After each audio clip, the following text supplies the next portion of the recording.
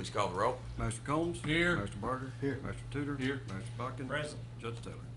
Here. At this time, I'd like to invite Brother Joey Kays up from Emmanuel Baptist Church in Berea to lead us in a word of prayer. Appreciate you being here, Joey. Let's pray. Father, we thank you for this good day that you've given to us, another day of life, another day on your earth that you've created for us. We thank you for that.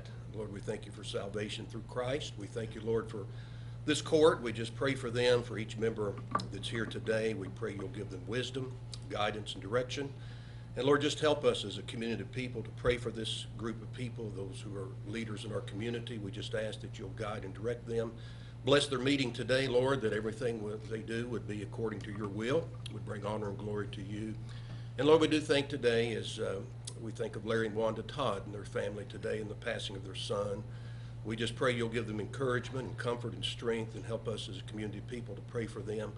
Lord, we're thankful for our leaders, and just help us each day to pray for them, guide and direct us, and we pray this in the name of Jesus Christ, our Lord and our Savior. Amen. Amen. Thank you, brother. Appreciate you being here. Sheriff, if you will, lead us in the pledge. If you would please stand, face the flag. I pledge allegiance to the flag of the United States of America and to the republic for which it stands, one nation, under God, indivisible, with liberty and justice for all. Please be seated. Thank you, Sheriff. Guys, y'all have had a chance to look over the minutes from previous meeting. This time I need a motion and a second to approve those, please. So moved. Have a motion, do I have a second? Second? No discussion, call the roll. Master Combs. Yes. Master Barger. Yes. Master Tudor. Yes. Master Buckin. Yes. Judge Taylor. Yes. Next is Treasurer's Report. Good morning, Glenn. Good morning. You all have your report in your Dropbox, and the report is available to the public. If you'd like a report after the meeting, just see me and I can get you one. As of July 31st, 2018, our total fund balance was $5,553,452.24. For the first month of the new fiscal year, our general fund revenues are at 4.9%, our expenditures are at 10.95%. Our road fund revenues are at 0.44%, our expenditures are at 5.96%. Our jail fund revenues are at 0.49%, our expenditures are 8.66%. Our CSEP fund revenues are at 0%, our expenditures are at 0.43%. Our 911 fund revenues are at 3.22%, our expenditures are at 3.69%.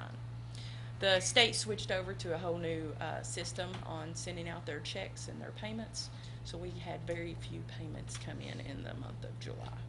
The reason our revenues look like it's a little down. Our expenditures are a little up on the general fund because we pay all our insurance in July. July, yep. Will we receive that in August then? Yes. It's just a It'll little all behind. catch back up. Yes. Yeah. Yes. Also, our auditors arrived today, so they'll be here for the next 3 weeks. We'll be busy with Yay. that. Yes. Yeah. Yes. Yeah. Does anybody have any questions? You get plenty of donuts. You can bring them anytime you want. Guys, any questions for Glenn? Thank you. Thanks, Glenn. Appreciate it. Guys, first order of business today is the City of Richmond, the Fountain Square project, and today we have, it's always a pleasure to have you, Mayor. New City Manager, Robbie Miners, great to have you. And then we have Mark Arnold with Luckett and Freight Farley, and then Harsha. Yeah. Integrated Engineering, that's what I didn't have on my sheet. So welcome, guys, appreciate y'all being here. At this time, if y'all will, come up and present. Judge, thank you. Masters, appreciate just the time. We'll try to be brief with this, but I just give you just a little brief history. You know, in Richmond, I always think of downtown kind of like a hub of a wheel.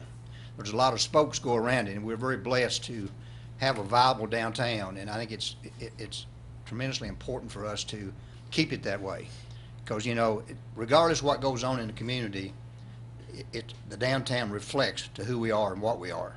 And that's, you know, that's an opinion, but I believe would stand true pretty much in any city in the state. And we've been working on this, for 2 years. About 2 years, I guess.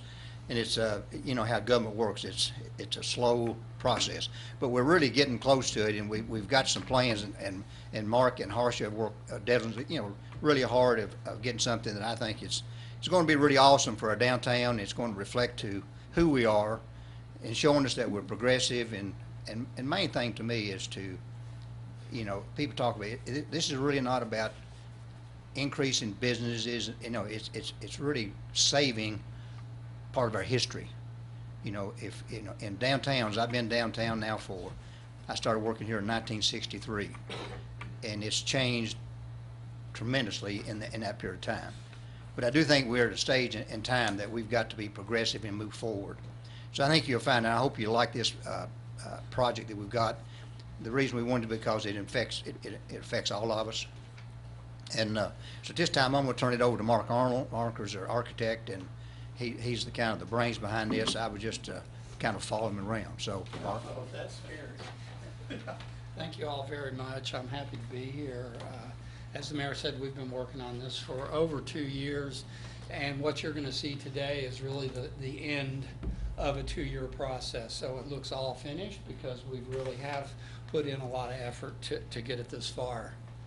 The project that we were initially asked to look at was sort of the central core of downtown, looking at the space between 1st Street, 2nd Street, and 3rd Street, and Main Street being sort of the core or the heart of the city. So we kind of outlined those areas. Those were sort of our target areas as we began the design process. And we met with lots of community throughout the process. We met with city council 4 or 5 times. So everyone's had an opportunity to give us some input along the way. But as you can see, we sort of have the core of Main Street, which is what we call bookended by these 2 nice opportunities. One down at 3rd Street where the parking lot for the City Hall is, and certainly one down at 1st Street right adjacent to this building here.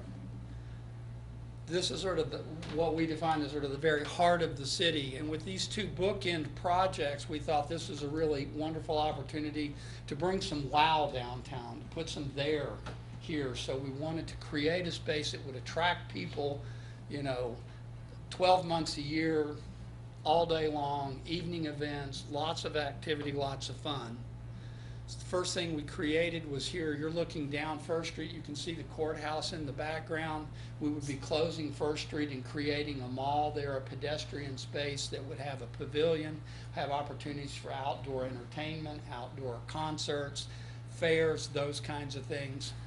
This would be a gateway as you come up 1st Street to Main Street from, say, the EKU side of campus. This is what you would be seeing, the sort of grand gateway and an entrance park that would move you through and down 1st Street.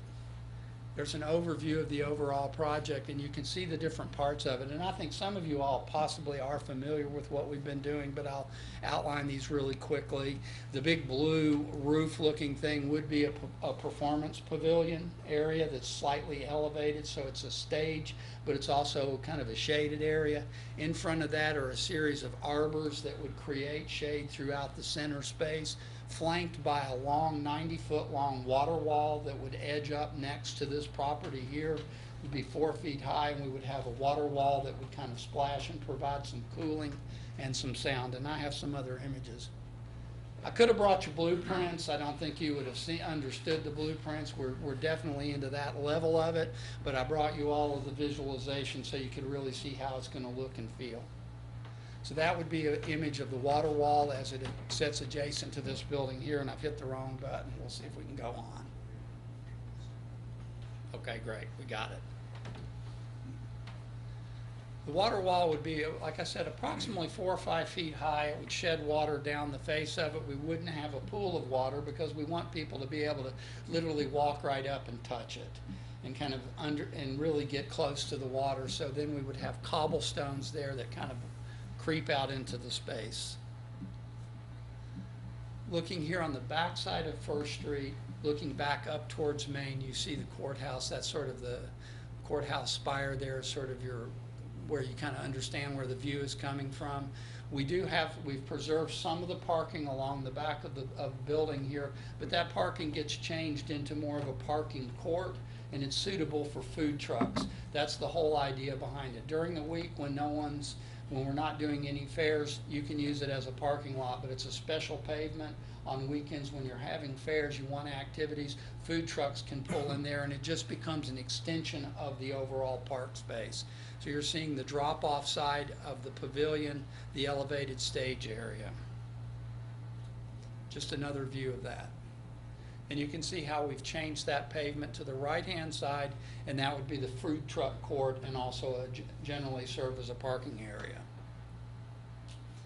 You're standing inside the pavilion here looking out towards Main Street. The arbors are sort of shedding over, and what we've done there is we've put those overhead lights throughout that in sort of a random pattern. You can see all those little twinkle lights. Those things can come on when you're having an outdoor event. They really add a lot of light and fun to the space. We also intend for plantings to grow up the sides of the arbors and eventually reach out, kind of creep over, so it becomes a really nice shaded area as well. Just another view there. Y'all can stop if you have any questions. We've incorporated access back up to the side here of the courthouse, so at the end of the water wall, we'll work in some kind of stairs. I've shown them about 6 feet wide here. We can make them a little wider. We're still in the design process. And just another view of that parking court that I just was talking about. Overall plan of how this works, so you can kind of see it from above. You can see how we've just looped First Street in and out, so it serves as a really nice drop-off for the pavilion and the park area. We would have access through there. Down this lower side, you would have emergency access and truck access that runs down. It's 20 feet wide and clear, and then we've preserved that parking there. So the actual closed-off portion where it is a plaza and pavilion is essentially the upper 2/3 of this space out here. Now we're up at the front at Main, looking down through the space here. And inside the arbors, looking across at the courthouse, over across the water wall. And just a couple other images. Out on Main, one option that we've talked about is converting the 6 parallel parking spaces that are out here in front of the courthouse right now into 16 back-end spaces. So we know that we've taken some parking out on First Street. We're looking for places to replace that parking within the block or two around the project. This is one of those areas. There would be an opportunity eventually for a bike lane. We're showing it in the master plan here, but we're putting in those back-end spaces. That means we're going to scrunch into the front yard of the courthouse a bit, and I'll show you a diagram of just how much we might need. But we would go from 6 spaces to 16. This is that sort of back-in angled parking you're seeing that's kind of emerging in cities all over now. It's really efficient. People use it a lot easier than a parallel space. It's easier to back in, it's safer to pull out into traffic. So we're going from the 6 spaces that you have to 16, and we're still widening that main walkway there. So any event that happens on First Street in the new park and pavilion can flow out and come across the front of the courthouse. So think about, for example, an expanded farmer's market, where you have a market in the pavilion and the plaza area, but you've got trucks of corn and folks that are really like, you know, the farmers backing in and just opening their tailgates, and that becomes a plaza area as well. So on those weekends, you get a lot of utility out of that. Along with that, you know, one of the problems that I had when I came down, it was a couple years ago, it was a rainy day. I was walking out in front of the courthouse. My foot hits one of those beautiful Madison County bronze markers, and I just about tumbled over because they're slick. They're in the pavement there. There's several of them, and you've even had to put a sign up saying, these things are really slick. When it's wet, don't fall. We thought it would be nice to carefully pull them up out of the plaza and put them in a vertical wall along here, so they become much more protected. They're easier to read, and we've gotten them out of the pavement. So the concept here was to, as we create a new front for the courthouse here with new sidewalk, pull those nice Madison County historic markers out of the pavement and actually create a real special place for them. This is what that could look like when it's all finished. Maybe some seating, some special pavement, and then you can see that wall plaque down at the end.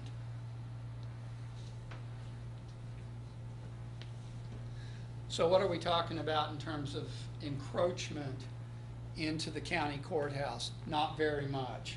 On the First Street side, 4 to 6 feet. We're still doing the final blueprints and the alignments on the survey, but I think it's gonna be less than 6 feet that we would need to encroach on this walkway, meaning pushing the space just slightly into the lawn that's here right now.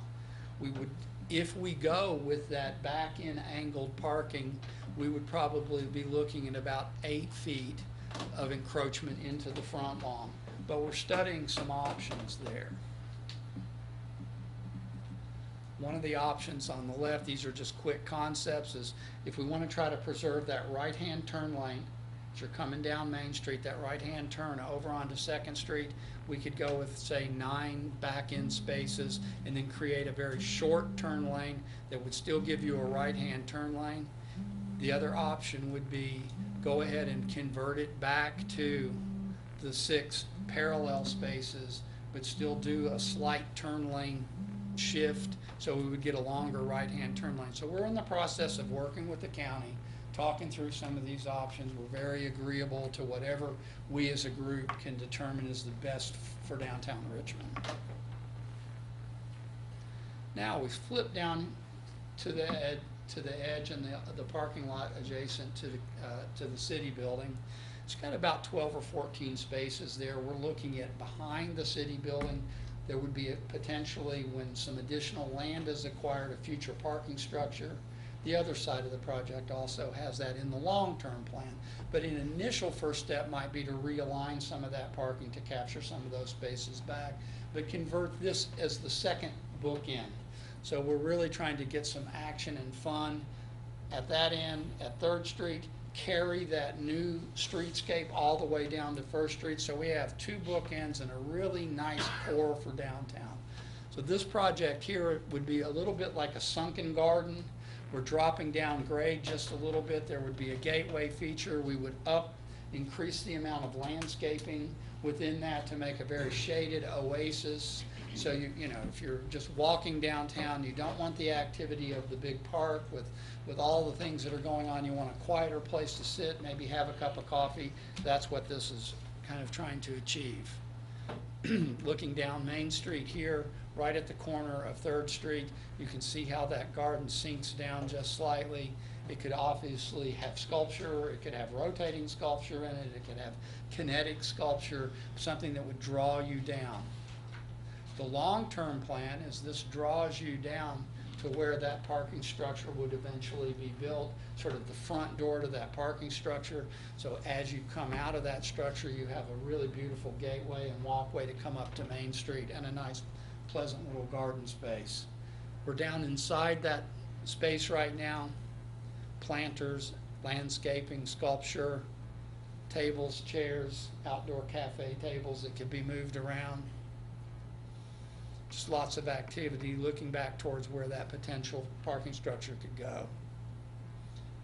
We like the swings that are up there at that corner. Thought they were wonderful. They're a little rickety, so we thought let's retain that idea, pull them all the way to the back of this site, rebuild them in sort of a steel, a little bit stronger capacity, but retain that sort of tradition for downtown Richmond where we keep those swings.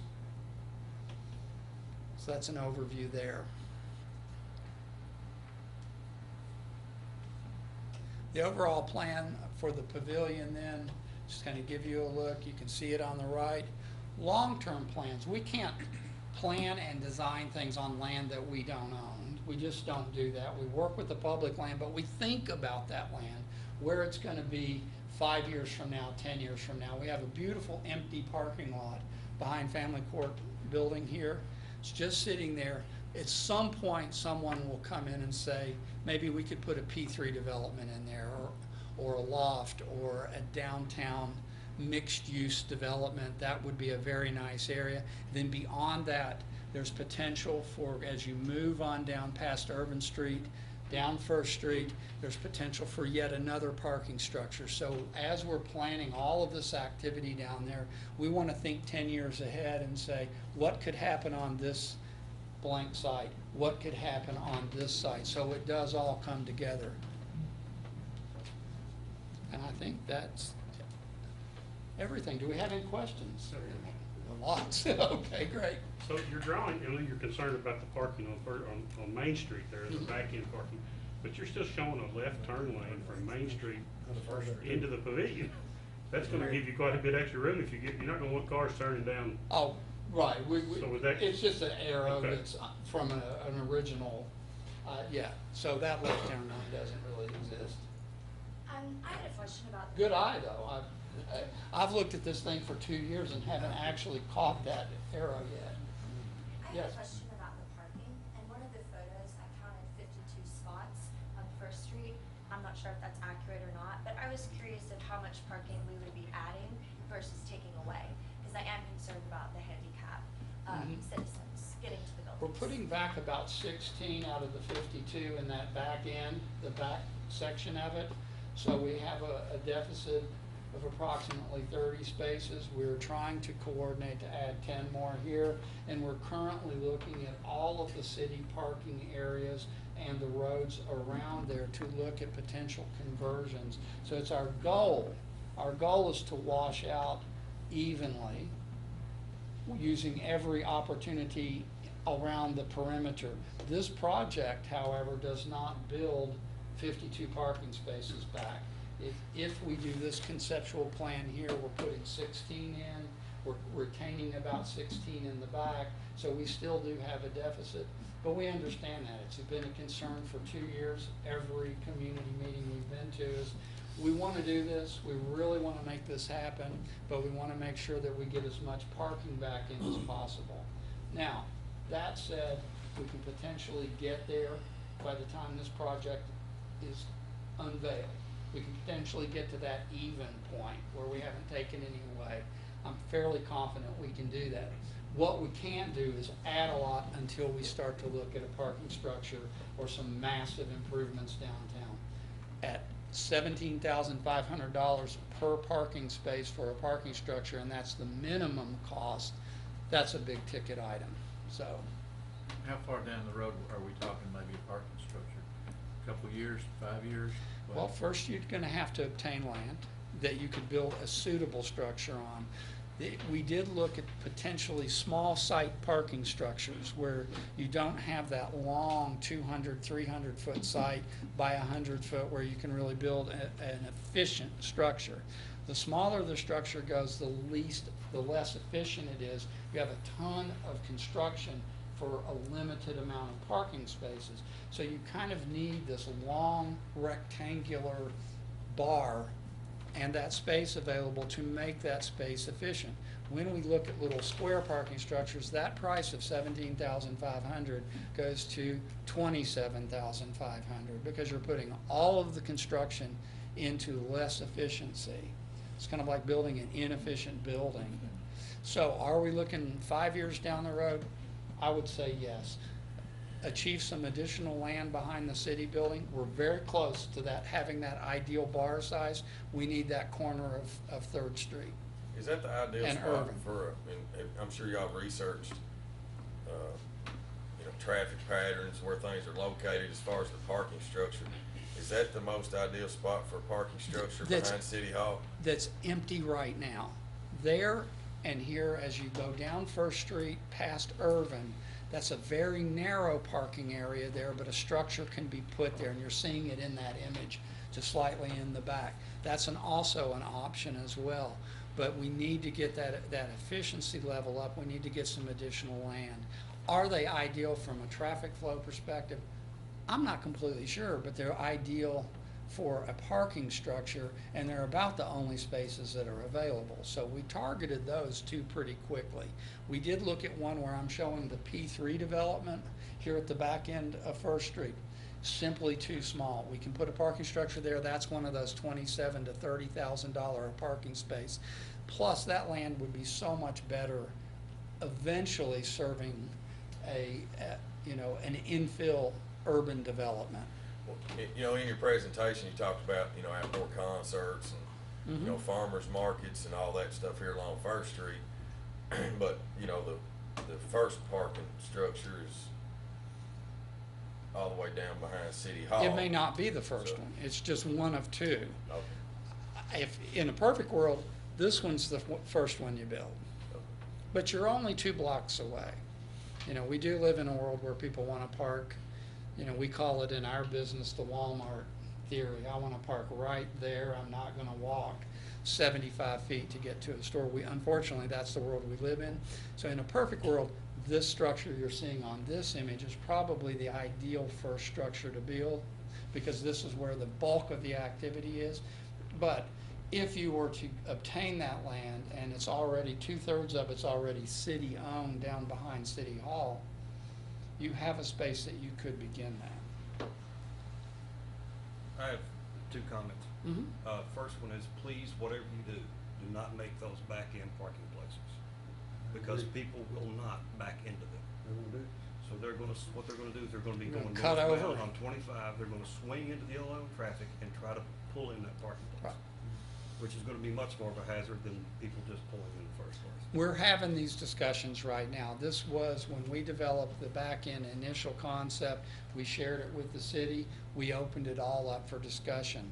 There was, you know, there's something that you can like about it, but we're trying to kind of solicit the input right now, and that's why I brought those 2 secondary concepts into you to show them today. We're back looking at those again, looking at those parallel. So, Second, you're removing massive amount of parking with direct access to this building, which my office holds absentee voting for folks with disabilities who or cannot go to the polls to vote. They need as much accessible parking as possible. 300 to 500 people a day in and out of this office up here. The busiest office in downtown Richmond, bar none for the banks, cities, anybody else. We've got 86,000 cars registered in Madison County that we have to register through either mail, online, or here or our branch. This is going to have a huge impact on the accessibility, the convenience, and everything to do with every citizen of Madison County. So you need to think of that. I understand it's a nice thing. It's going to be nice for a lot of people, but these parking places are accessed thousands of times a week yes. by 1,000 different people. Those numbers do not apply to that space. The parking's much more of a benefit than this structure will be. We are in the process right now, just to understand that's a problem, and we are gonna be looking at Well, but all you're 2 years in, corners. and it was a problem on day 1, Yeah, and you're 2 years in, and it's still a problem. Where's the solution coming from? It ain't come from 2 years.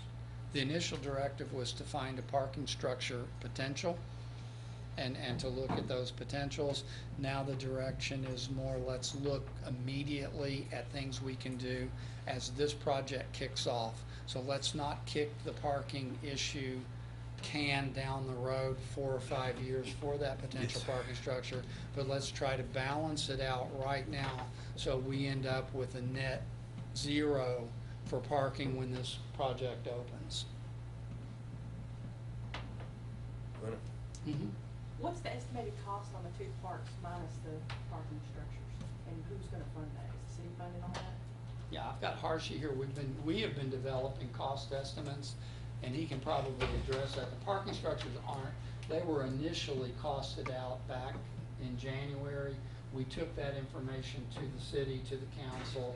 We understanding that those kinds of funds aren't available right now, but, you know, at that budget cost that I mentioned to you. But the park and Main Street project, the 2 parks and Main Street project, we do have a pretty finite, we have a very finite number for. It's approximately about 4.3 million right now, that's what they're looking at. And the funding's all based, or is planning on being from the city? Yes. It's a huge investment in downtown. And we understand it's a huge investment. And we also understand it's step 1. It's not the end game. But if you don't do this and have the reason to be there, then, you know, you've got to take that first step. So we understand How many that. parking places are you taking out next to City Hall? 16 minus 52, it's about 30 plus, which in this court here, in this court Next to space City here. Hall. Next to City Hall, I can't remember, 14, I think it was. That's what I don't understand. If you want this big structure, build it on City Hall property. Build it next to City Hall. don't shut First Street down. They swap the two projects. If you wanna close First Street, close the end of First Street. Leave the majority of it open to parking. But what we're trying to Move the bigger achieve is, structure up the street. what we're trying to achieve there is a successful, where is the real heart of the city? Building it over behind City Hall just puts a $4.5 million investment that is hidden behind City Hall that we don't think would be nearly as successful as building it here and sort of capturing this beautiful section of the city and looking at it holistically. Let me,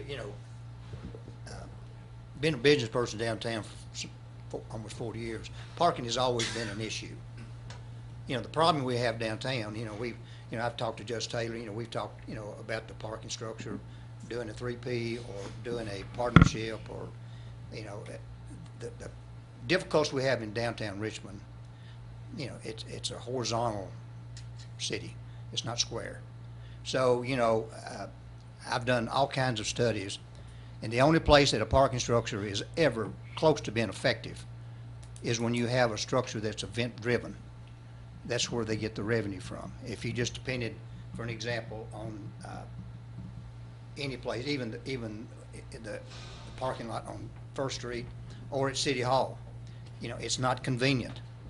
I mean, my argument is, we can't get people to walk across the street.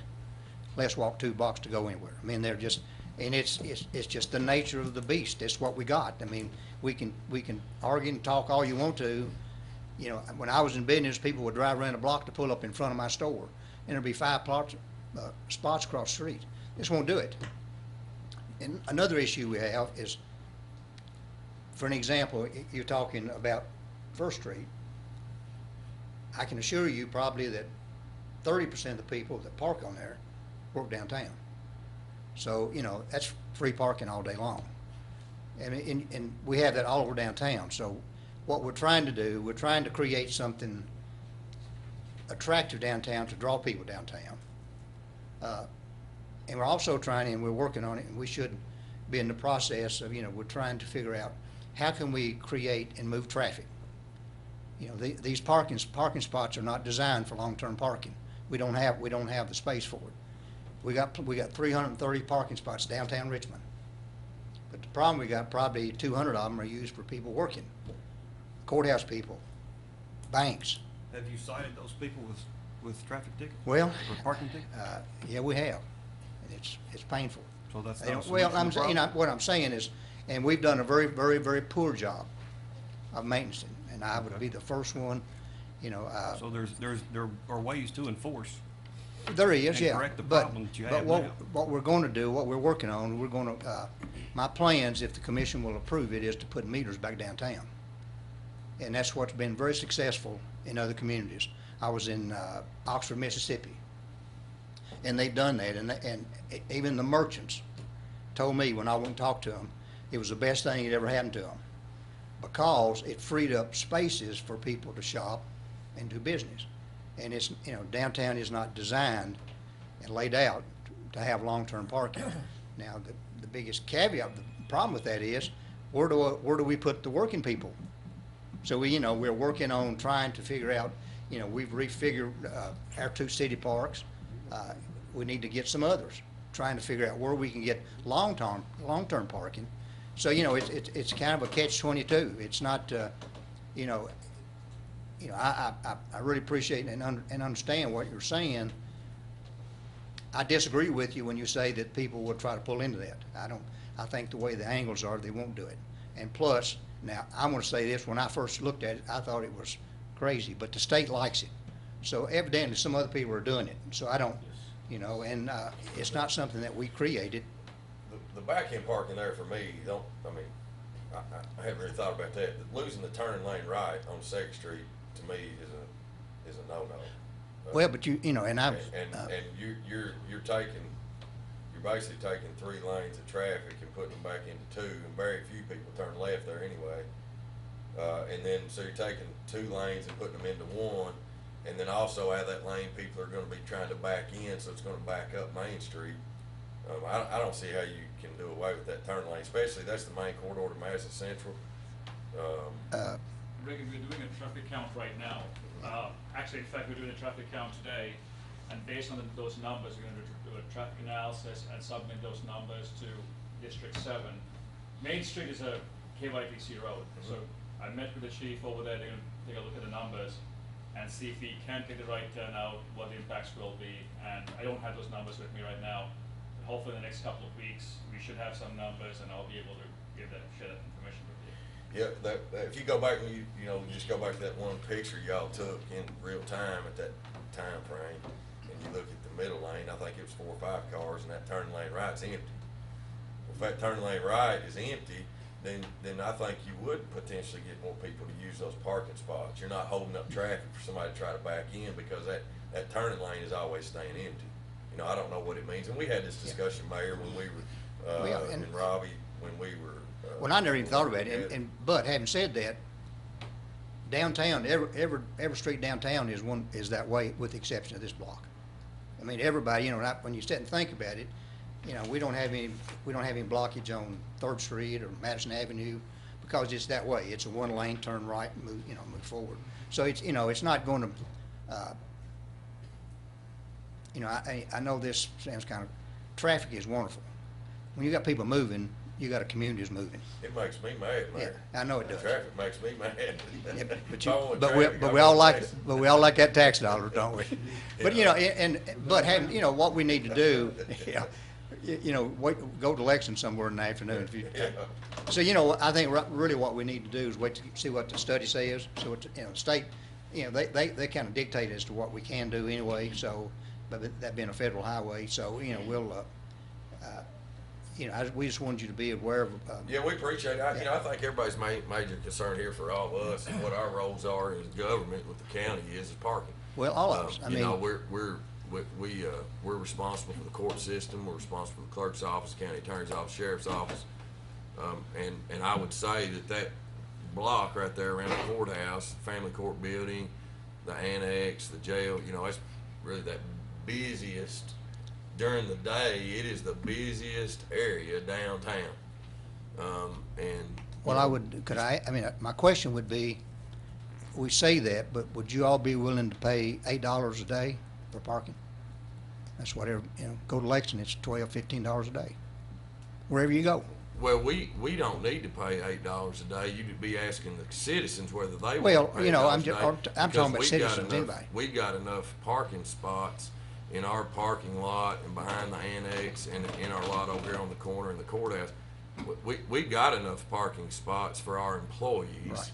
You know, it's all of our citizens that we're concerned about as far as parking from a standpoint of doing government business for us. And that's our role. Yeah. So, you know, that's our. Well, that's all of us. I mean, this is all about our citizens. You all have more of a mindset of the economic development for the city of Richmond. You know, we don't get any financial benefit necessarily out of that. Well, we're really not doing this. And so you're all looking at it from a standpoint to bring people downtown, and I get it, man. It's great. It's a quality of life. I think it's an awesome idea and concept. I think, but our role and understand our role is parking. You know, from a 8 to 4:30 during the day is what we're. Well, our role is, as leaders, is to look at where we're at today. You can ask any employee of mine that I talk to, where are we going to be in 10 years? Where are we going to be in 20 years? What is it we want out of this community? Now, that might not be somebody's vision. That's not my vision. You know, I want us to be progressive and move forward. You know, and we're at the stage in life that, you know, either we move forward or we go backwards. Yeah. So there's no sitting still. So, you know, and this is, you know, something that I feel like that when you go to other communities that are really progressive, they're doing things downtown, and it's unfortunate. It's downtowns. Every downtown I ever talk to, parking is an issue. Period. Yeah. And it's, you know, and I've never been in favor of a parking garage, and the only reason not is, you know, it would be good for storage, but it's not good for business because people won't, you know, they're quick in and quick out. They don't want to. They're not going to take the time. You're not going to come downtown and spend a half day shopping, for an example. you may spend a half a day going to the courthouse and going to the bank and, doing that type of stuff. But that's an issue we have. So, what we're trying to do is trying to get and take 3rd Street to Madison Street, and how we can free up, we've got 150 parking spots on Main Street. Well, you can't use them because people are using there to work. They're all day long. And, people say, well, you're not Main Street. Well, that's easy to say, but it's hard to get. We'd have to have 3 or 4 people to go every 2 hours to the same spot, and it's difficult. And that's one of the things I think if we get the meters will help us a lot. Yeah. Thank you all very much. I appreciate your time. Appreciate it. Yeah, thanks. I hope you would consider, we need some approval at some time about the easements on that property as to because we can't move forward unless, or we can do it. If you don't mind, could you send our office a copy of the PowerPoint? I've already done that. Oh, have you? Okay. Yeah. And we'll get it out to the magistrates, and then that way it give them some time to think about it. And magistrates, I would ask you all just to comment to me in the next couple of weeks and let me know what your thoughts are, and whether we want this on the next agenda. We are in the process of reviewing parking holistically down Irvin Street, on 2nd Street, down 3rd Street. We will come back to you with a report. Okay. In terms of recapturing spaces. That's that low-hanging fruit. We can turn these 6 into these 12. We can take this parking lot and make it more efficient. The goal here is to maintain the vision, drive that vision forward for the city, which is the big vision. It's the ice cream, not the cone, right? We want to keep that, but we want to work through all of these parking issues. That's why we're here. So we're going to be doing that in the next 3-4 weeks, and we'll come back to you with a report in terms of recapture spaces with some counts, so you'll have some information. The traffic counts that Harsh is doing, we'll put that in front of you. Then we'll decide what we're doing there on Main Street. All right. Sounds good. Thank you, guys. Appreciate it. Next is Resolution 1821. It's the Madison County Bike and Pedestrian Plan. I think Lloyd's here today. Whereas the Fiscal Court of Madison County recognizes the value of pedestrian and bicycle opportunities for the health, safety, and economic development of our community, and whereas the citizens of Madison County understand the importance of incorporating and planning for all modes of transportation and have invested interest in bicycle and pedestrian through the creation of a countywide bicycle and pedestrian planning document. The planning document incorporates best practices, policies, and projects within the county. And whereas numerous benefits result from the active bicycle and pedestrian use, including an alternate non-motorized transportation option, and by enhancing the health, well-being, and quality of life for our citizens and promoting community investment, economic growth, and development through increased tourism. And whereas the plan will be present to the Fiscal Court for adoption at the August 28, 2018 Fiscal Court meeting. Guys, I appreciate y'all being here. Magistrates, if y'all remember a few months ago, maybe, they presented this to us. There was a few questions, I think, about just make sure the City of Berea and City of Richmond are on board. We do have letters here where they are supportive of this. This allows us, and especially really more on state corridors, state roads, whether it's rural secondaries or the primary roads, when they go to do a upgrade on a corridor, it'll allow to be part of that design to have pedestrian walk paths, maybe bicycle paths. It doesn't necessarily mean that we have to do anything on any of our county roads, but it's really more for state roads. Yeah, that's what I wanted to share. Thank you for having us, and I hope you had a chance to look at the document. A lot of work's gone into it. A lot of significant amount of information has been gathered from our citizens in all of Madison County, including Richmond and Berea. And anyway, what this I want to reiterate what the judge says there. It does not commit the county, City of Richmond, City of Berea to anything specific. But what this is a tool that will allow the folks, and again, mainly KYTC, the Transportation Cabinet, for those that do planning, and also those that do repairs, to know, and it's information that allows them to know what the citizens of Madison County would like to have.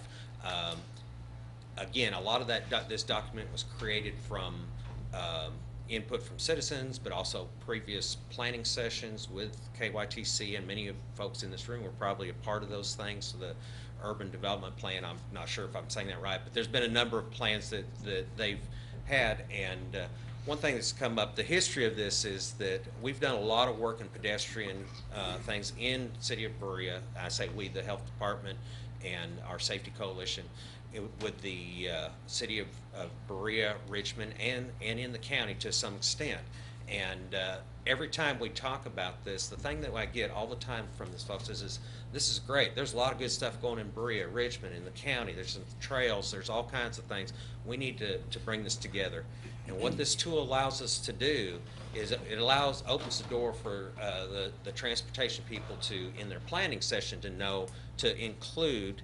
And if you notice in Madison County, there are already places in our county where sidewalks and bicycle paths have been put in place. Some of that's because of the encouragement of our citizens at those meetings.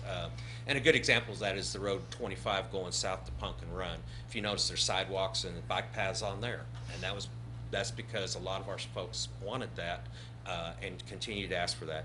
So anyway, even if the planning, but also in the repair. If there's a road that they're doing a repair on, they can incorporate some of these concepts into the repair to make improvements for safety or for pedestrians or bicycles and such like that. If they have this resolution and this plan, if it has been adopted by the county. Right now they can't. But if we have this and we adopt this as a county, then they're allowed to, even while they're doing repairs, to maybe put in a high visibility crosswalk without having to ask us. It's just done. And that's kind of exciting. So there's some other benefits too. Down the road, when you're doing comprehensive planning, the cities, you all, if you're doing comprehensive plans, this can be incorporated. Parts of it can be. Again, another aspect of it is that this can be changed. It's okay. You can update it. You can upgrade it. You can change what's on there and stuff. And even today, some of the things I'm hearing about the City of Richmond, some of the things that they have an idea, that wasn't part of this plan because, again, we've spent the last 2 years and we've gone with what we have, but there's going to be new things that come up in the future that may want to be added to it, or things that need to come off of it. And that's the beauty of this. It is flexible that way. So today we're asking to approve the resolution, and then the only requirement will be that this gets posted on the Madison County website. And it has to be what they call a permanent link, and it can be anywhere. It doesn't have to be highlighted the front page. It can be in the planning section somewhere, but there has to be a link to it. And then at that step, we will let the transportation cabinet know that it's there. And Andy, who has done a lot of the work on this, remind me again. He said are there 17 communities that have done this so far? We'd be on the forefront. It's fewer than that. How many? Yeah, it's just very few, but. It's a real benefit to our county. The study's already been done. We didn't even have to hire an engineer. That's good. There's no cost in it at all. It's just a matter of if you want to accept the resolution and then post it on the website. Yep. Any questions you have of us? And I like the idea just for areas that our community's growing in. 421. You've got a Kingston school out there. Yeah. Here you got a school that is on a busy road. Boonesboro Road's gonna be the same way. So in the future, when we do road improvements, or the state does road improvements in those areas, I think you're gonna see a huge benefit when you start having potential curbs, or you start having sidewalks, bike lanes. I think sometimes that just automatically slows down traffic, right?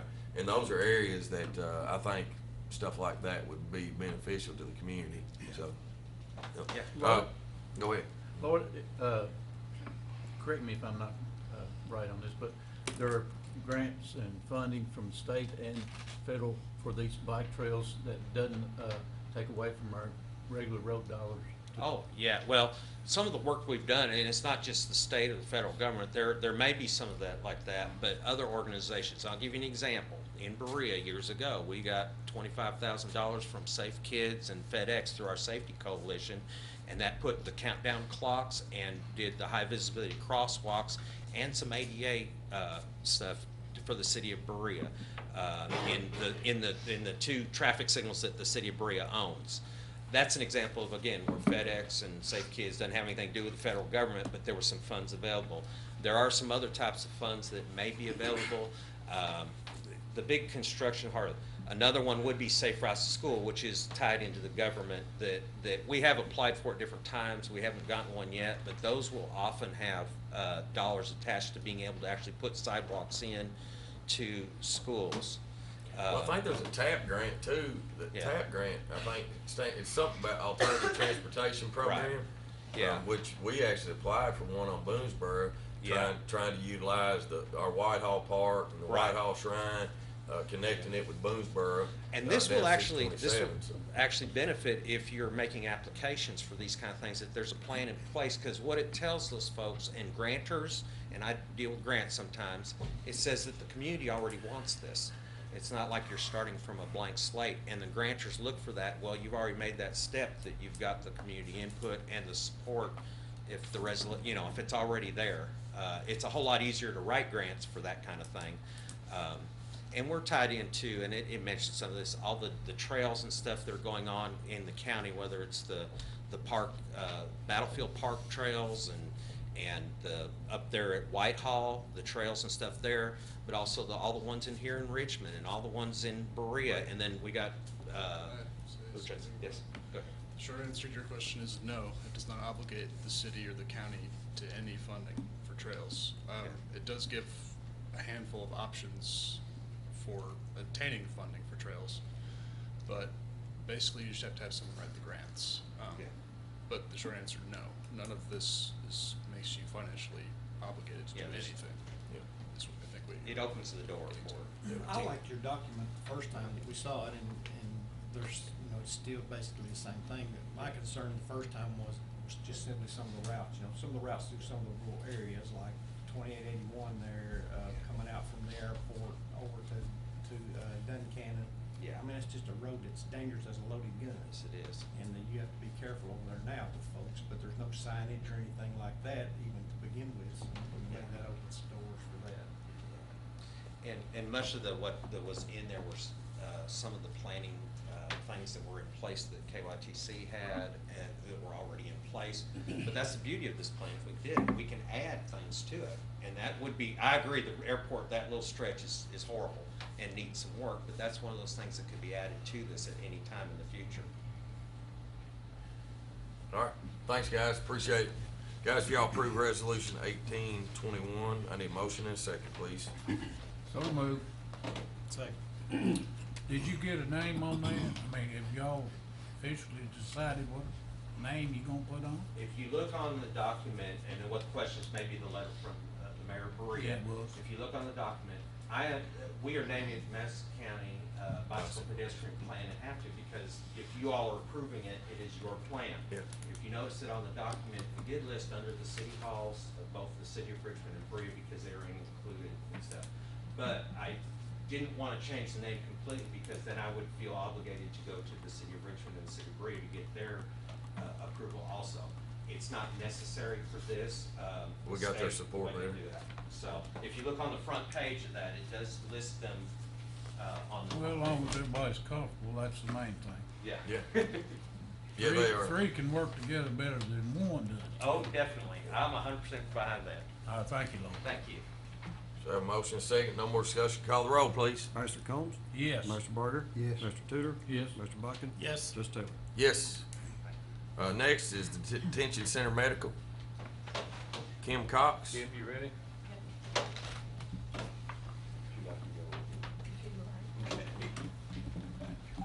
How are you doing?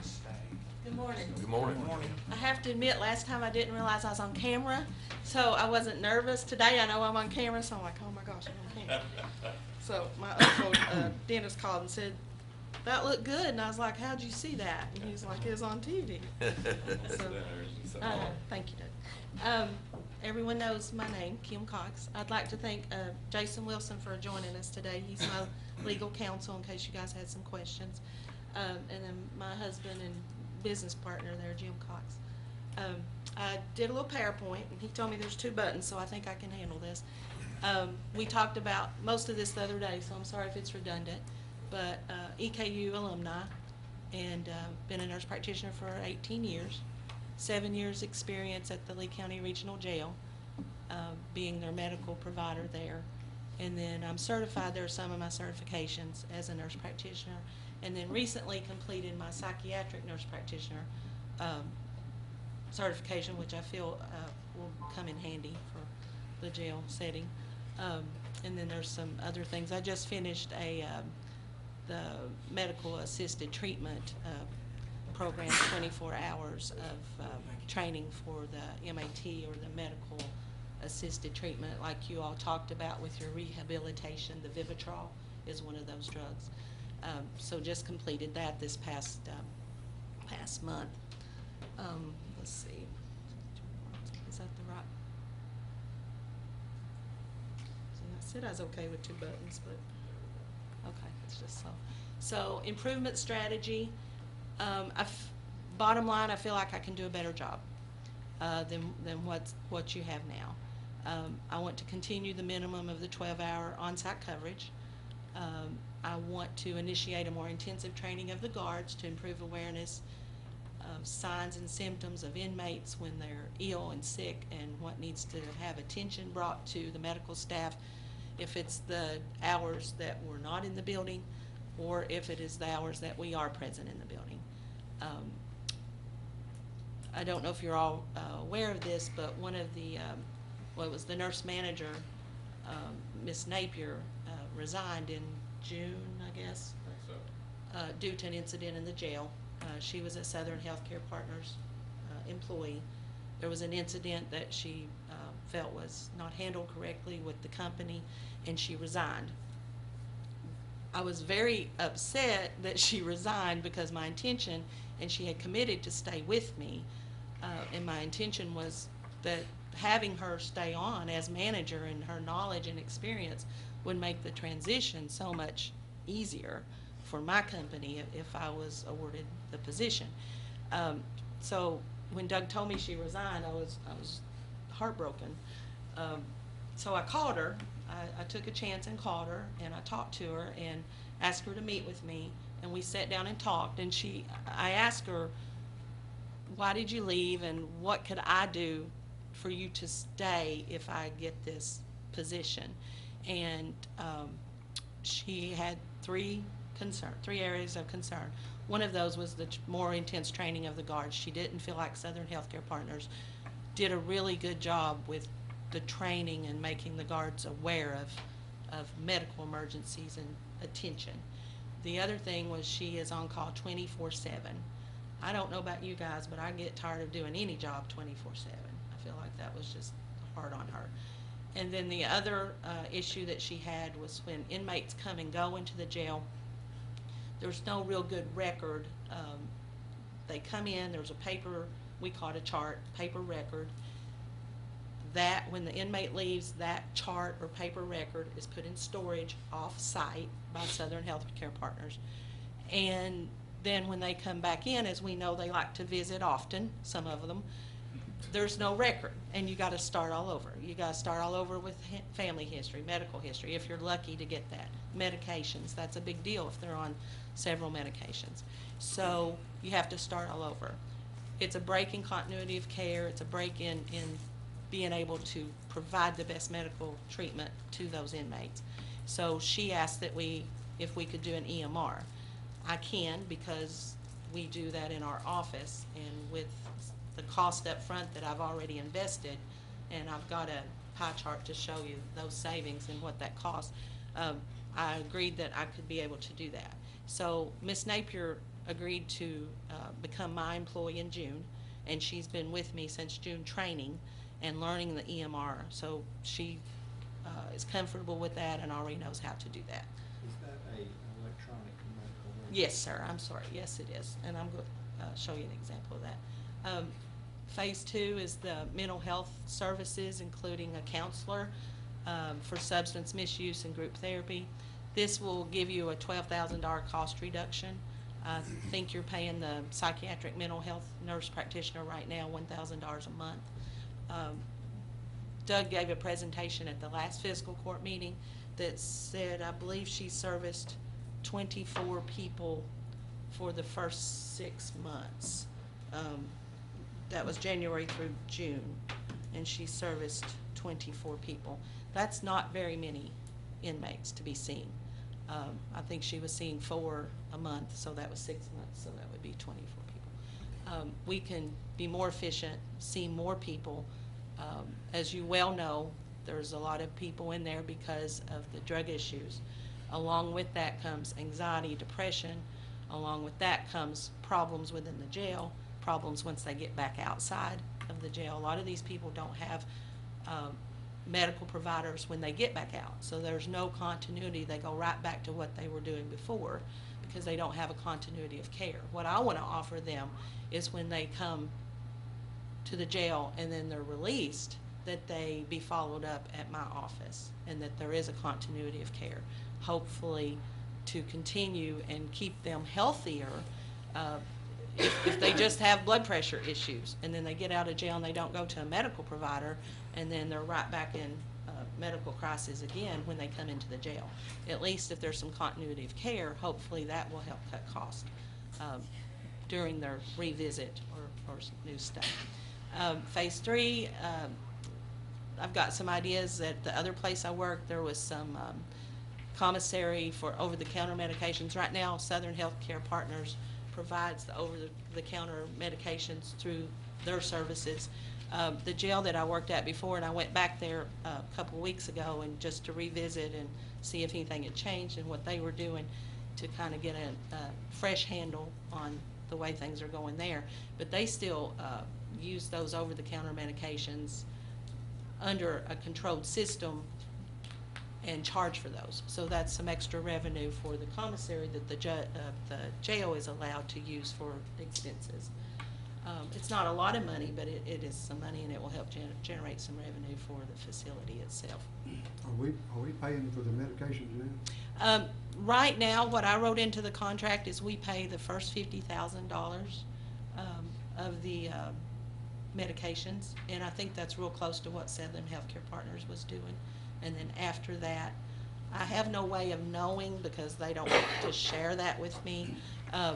But I think Doug felt like that was pretty close to what is covered most. Yeah, in our contract with Southern Health Partners, we pay them a lot of money a year, and they do personal medications. Southern Health Partners does. Kim, in the past, was the jail not allowed to keep medical records for 60 days or 6 months after they were dismissed?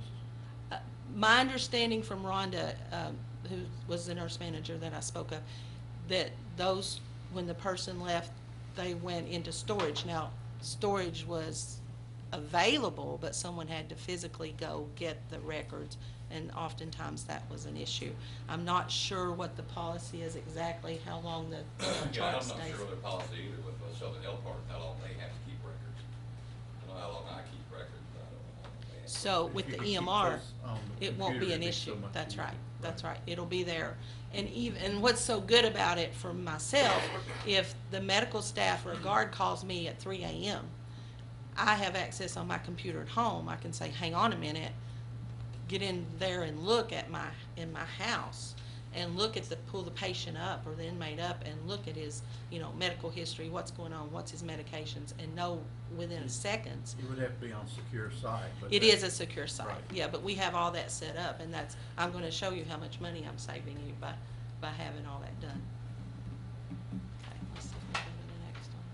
So phase 4, this is a goal that I have, and I don't know how, I haven't talked to Doug about this, but this is something I want to do. When I was researching this and looking at Southern Healthcare Partners, I couldn't find that they're accredited.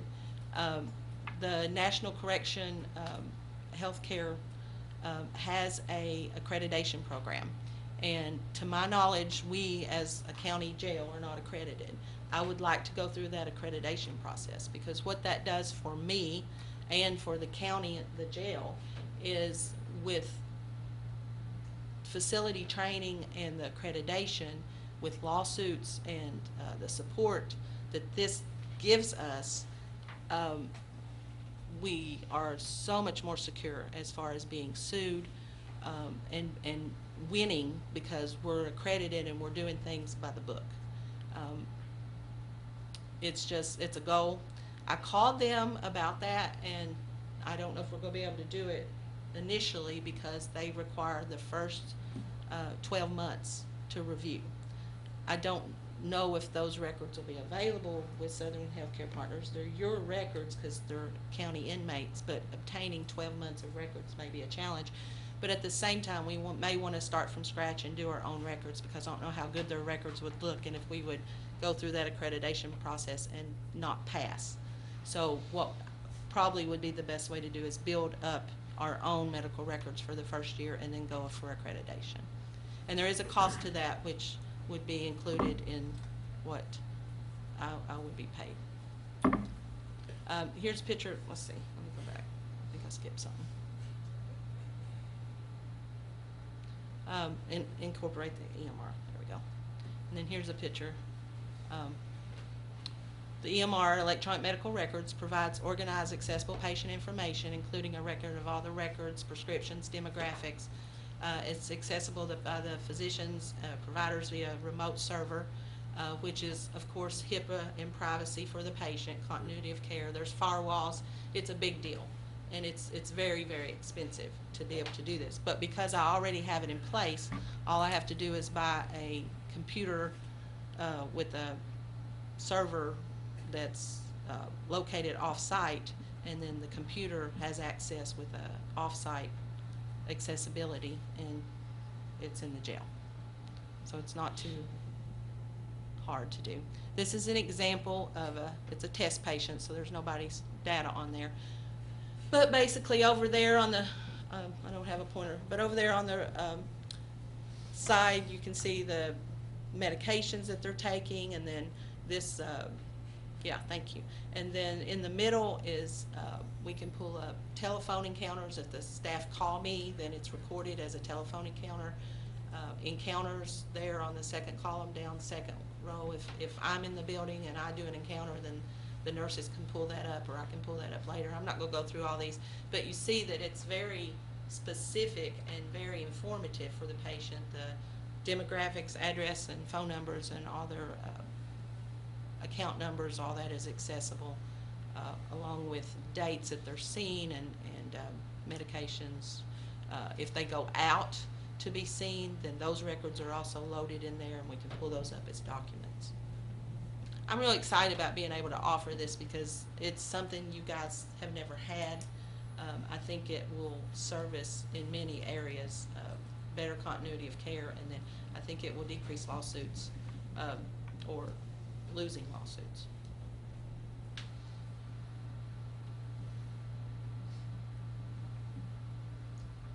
And then that's a list. If they were on prescribed medications, those would be there. Okay. This is a little cost analysis that I did for savings for you guys. The EMR, the cost of doing that was around $63,000. Annual subscription I have to pay for annual people that are using as providers we have to buy a license for anyone that is using the EMR. That's a subscription of $29,000 a year. And then the equipment and the updates that we have to do annually with the server and everything is around $32,000. So a savings of around $62,000, $63,000. The mental health service value is $12,000. Since I have my psychiatric nurse practitioner certification, I can do that along with the medical, so you don't have to have a separate psychiatric nurse practitioner. I can do both jobs. Training of the guards estimated, I estimated that there's 40 guards approximately, Doug said. $75 if you sent them out for training. They do first aid, CPR, basically that's their basic. But then, you know, hiring a nurse to train them on medical signs and symptoms, suicide watch, signs of suicide, which they have some training, but there's guards that are part-time. There's new people coming on all the time. So it would be a constant training and retraining of guards. So I put that at approximately $6,000. You never get enough training. Right. You know, with what we deal with every day. Right. So, yeah. Well, things continually change. And, you know, healthcare strategies continually change. So I think training is really important. And I listened to Rhonda when she was telling me her frustrations and the reason that she left. I thought that was real important to take what she had to say and listen to it, because I feel like it was very valuable. And then with some increase in profits from commissary, and that wouldn't be a lot, but it's something that would go to the jail. So a total savings of approximately $80,000 to, not that it's going to cost you that comes out of what you're paying me, but that's a savings that if you went out and tried to do that yourself, that's what you would be saving. And I actually kind of booked that on the lower end. This is just the facility accreditation where I contacted them, and I was really excited after I talked to her, and it has a lot of good things to say if you can say that you're accredited through this organization. And then that's a conference that's being held in October. Planning on going to that. And then in summary, quality around-the-clock care with experienced professionals, more intensive medical training of your guards, mental health services, establishment of some commissary funds, accreditation, higher standards of care, precise policies and procedures, incorporation of the EMR, and hopefully a reduction of cost and revenue. Thanks, Kim. Appreciate the presentation. Any questions? I only have one. Where would you conduct training at? Well, that's a good question. There's not a lot of space there, but we would do it on site because we want to do it. We don't want to add more hours, of course, to what they're doing. And that's, my staff would be doing it on site there. I think there's one room that's kind of used as a multi-purpose room. We have one room, right, that we would do the training that we usually have for that, so we And do it inside the facility over there, just pick a day and have it. And again, that would be ongoing because there's so many people and so many issues that would need attention that it would be something on the calendar monthly. Or that's kind of my idea. Also, I'd like to address Doug the other day when he was speaking at the last fiscal court.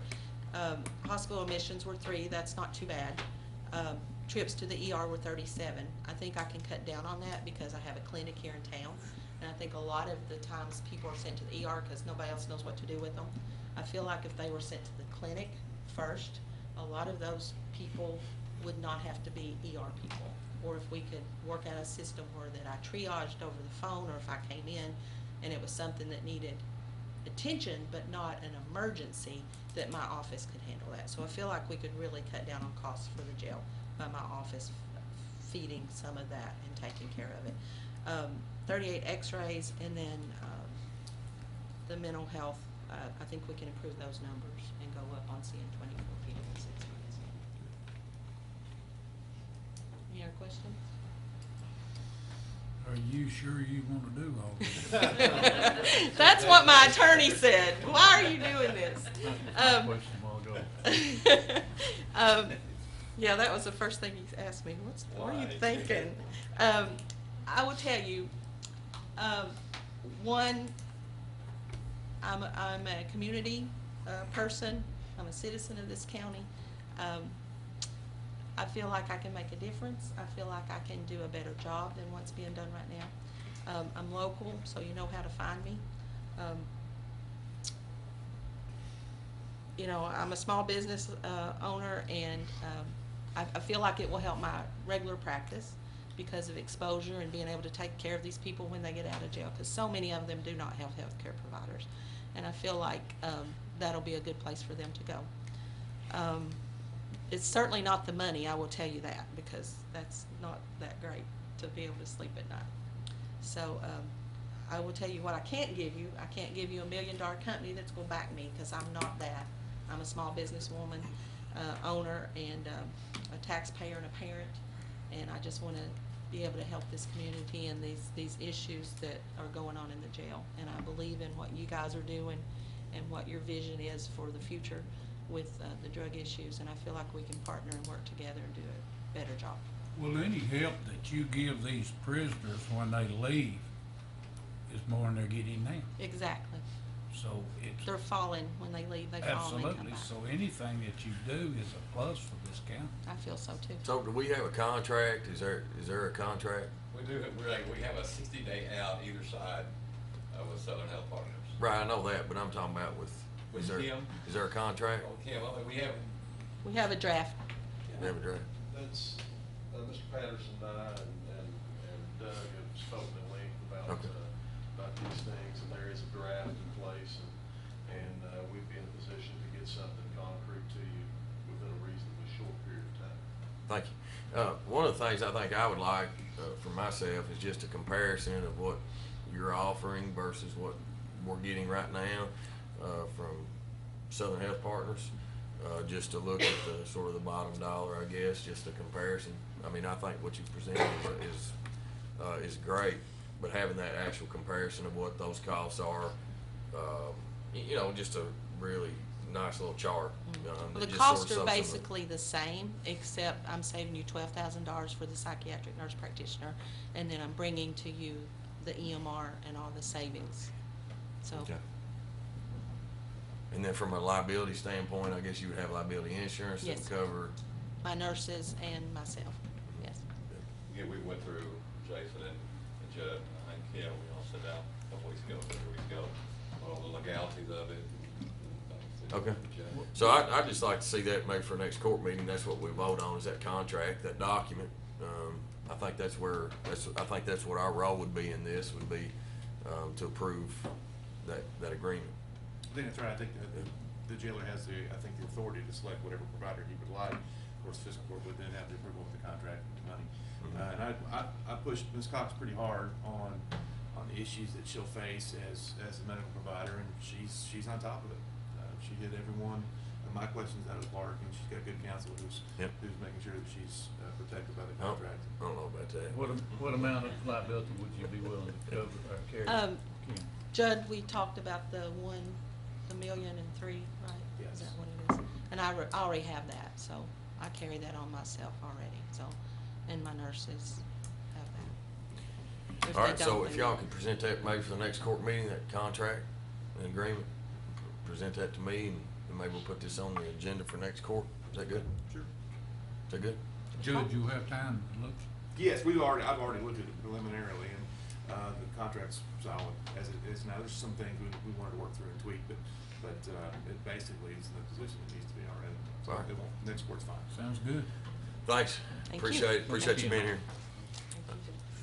Next is agreement renewal for spin map. Chris?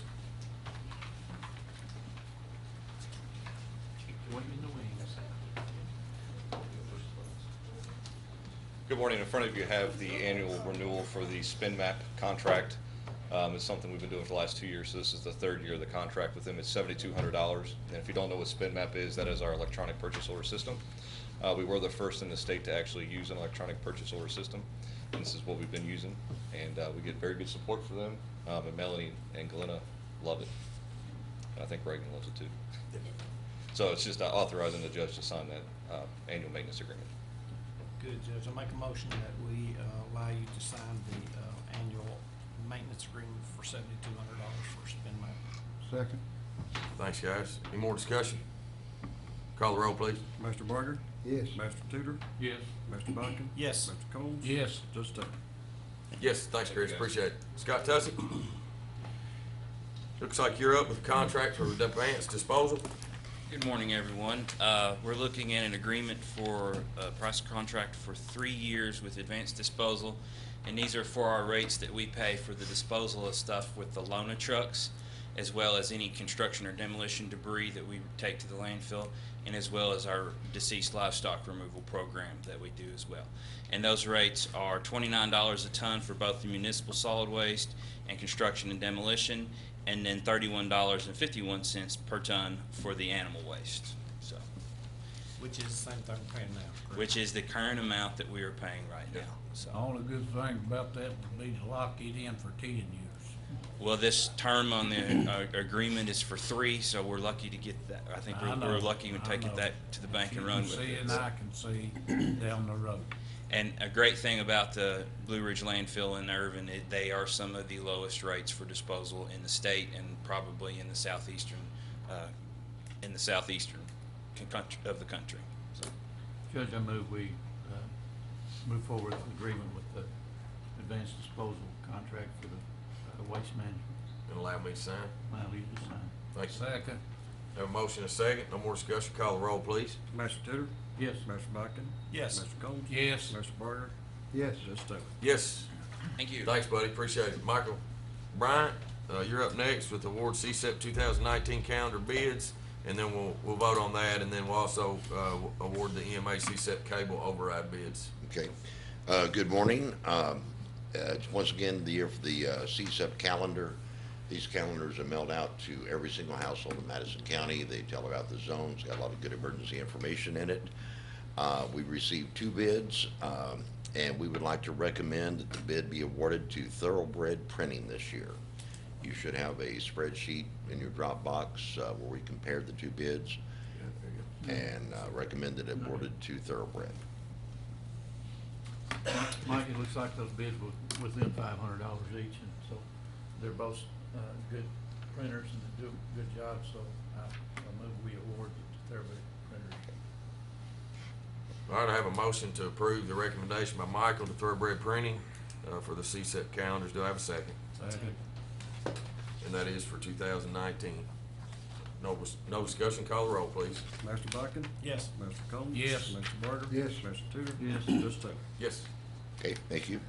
Second bid is for the EMA CSEP cable override project. And what this is a project that will allow us at the Emergency Operations Center, if we need to put emergency messages out on channel 46, we can do it from out there. It'll also do some connectivity between this room and one of the rooms at our EOC, so you can do some audio video conferencing if need be. We received 2 bids on that.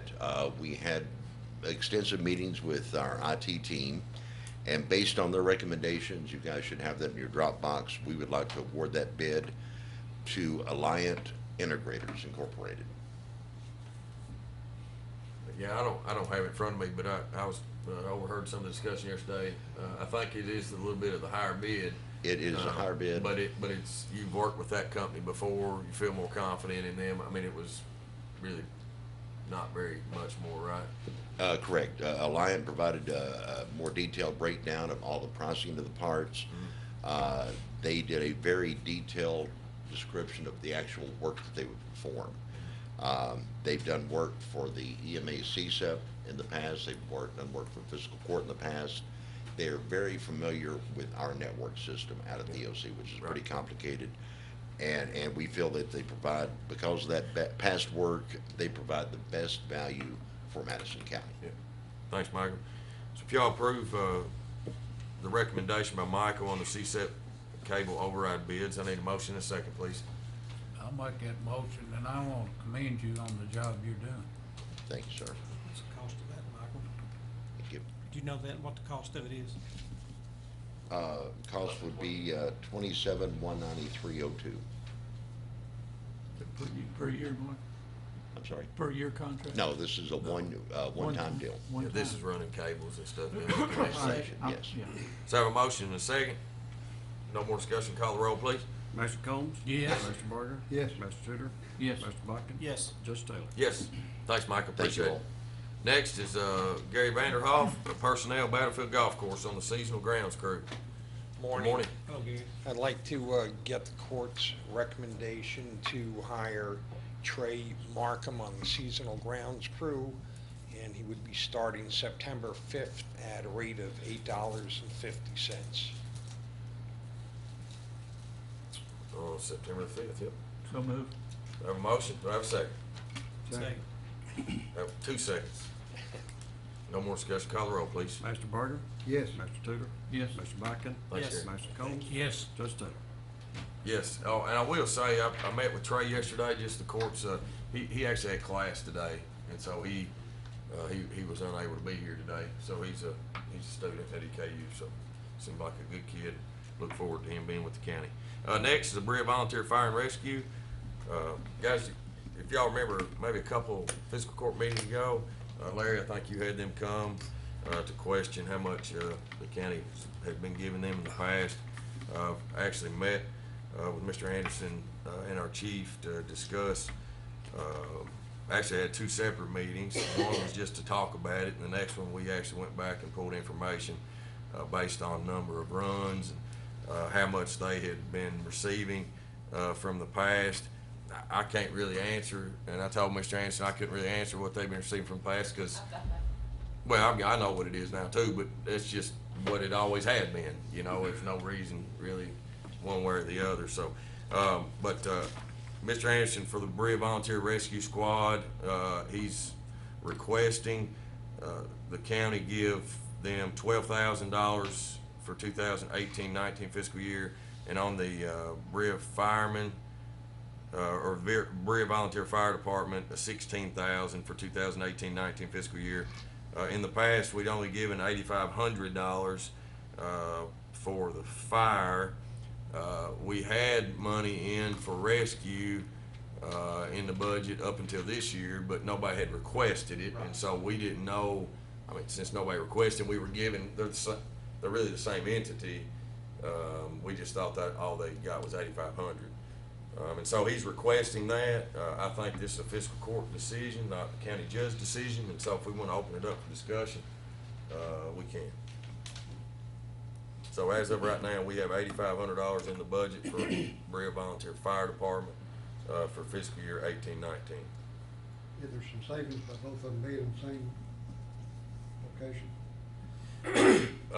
So I'm gonna give you my opinion of it.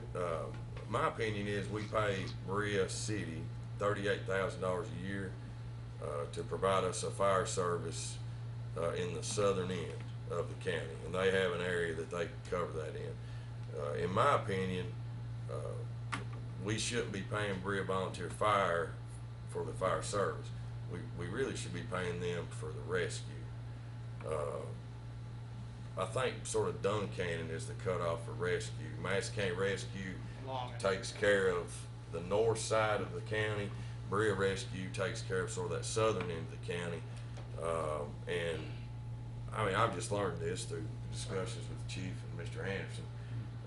You know, I think that they're not necessarily getting shorted, but we're allocating money for the fire when we should be allocating for the rescue. I don't feel like we should be paying the volunteer firemen, Berea volunteer firemen for fire when we're paying the city of Berea. So that's my opinion of it. And the run numbers, you know, I've got all that information based off of each volunteer station, what we as a county fire run. So this was the request, and so I'm bringing it to the court. Mike, could you tell us why that the amount is doubled? So the rescue squad in the past was $6,000. I base that on. It would be helpful if you come up to the mic so we can pick you up on that.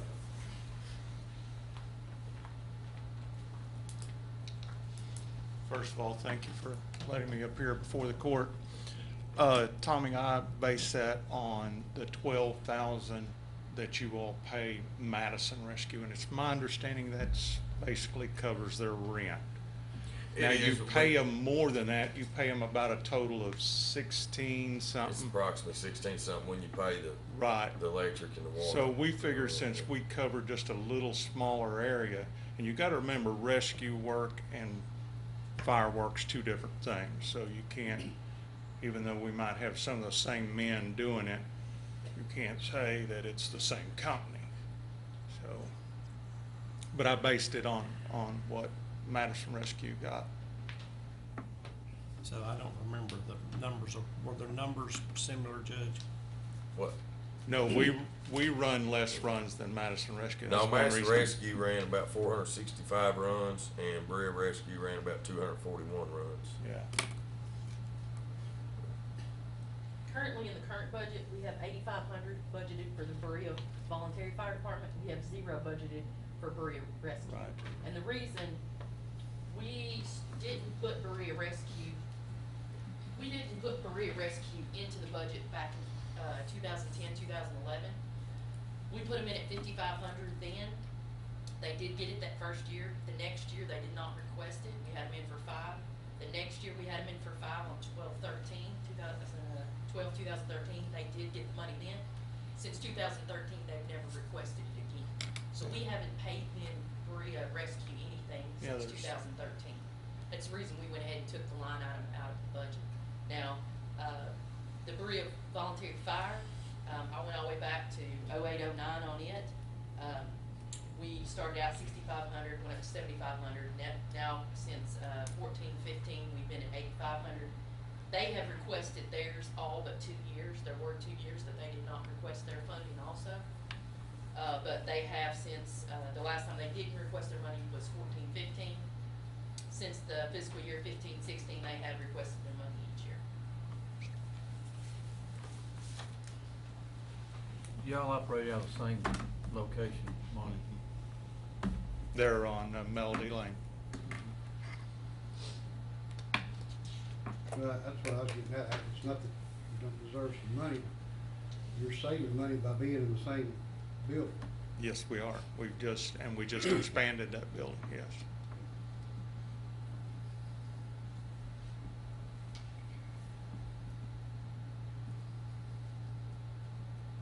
What's the number you're getting now? Or you're not getting any at all right now? Nothing for rescue and only 8,500 for fire. You're paying, like I say, 16,000 to Madison Rescue. Yeah, I think it totals up, it's a little more than that. I don't know the exact We number. pay 12,000 to Madison Yeah. Rescue, and then we have budgeted 6,200, but we only pay out we actually pay the utilities, so we only pay out what the utilities are. We don't pay them. Okay.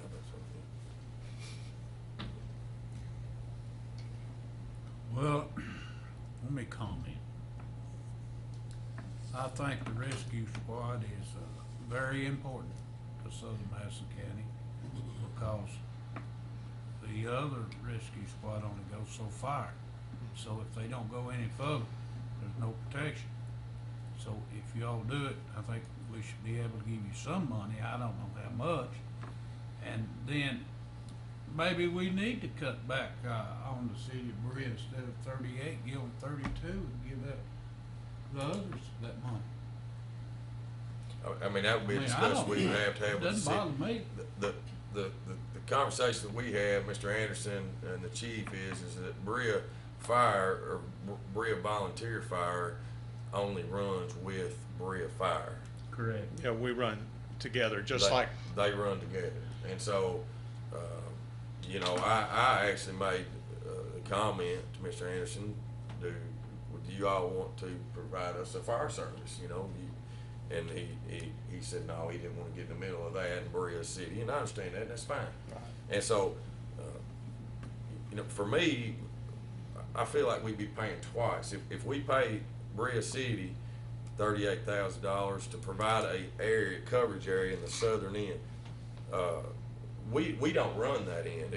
If there's a call down there in the southern end, Chief, correct me if I'm wrong, if there's a call down there in the southern end, Madison County Fire Department does not run to, we do not respond to that unless they do request, Berea City request backup. If it's such a big fire, of course, we're gonna help and respond back up.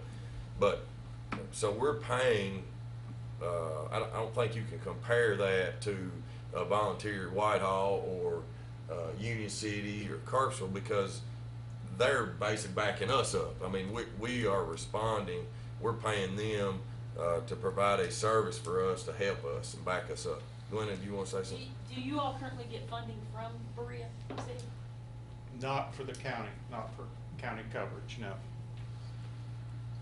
But do they support y'all in any other ways? I mean, do they? Yes. Do they give you all money? How much do they give you? They give us 20-something thousand for fire suppression within the city limits of Berea. But then they cover part of the county for us. Right. So Just they're like, basically cut, when they go out on a call and it's in the southern part of the county, they have an agreement with us that they're gonna cover it and y'all are gonna come to it.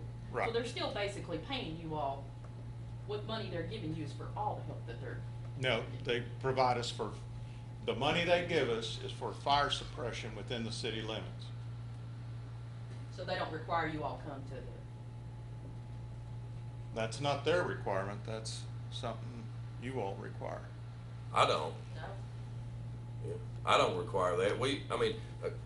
And all this agreement was done before this court was here, right? But it's my understanding is that we contract with the city of Berea to provide us a fire service in a coverage area that we don't cover, right? Is that correct? Yeah, it's just authority to make the run Right. response time, so they take care of the southern end. Well, it's not that we don't cover it, it's the response time is the reason that we do that.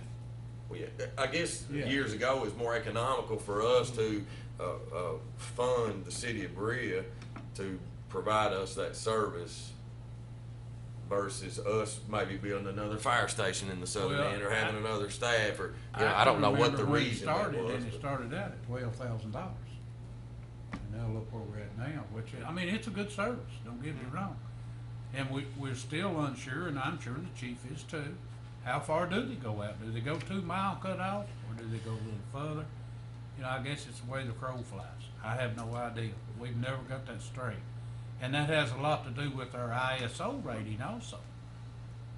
So I would like, this is my opinion, I would like to see us give the rescue squad something and continue with helping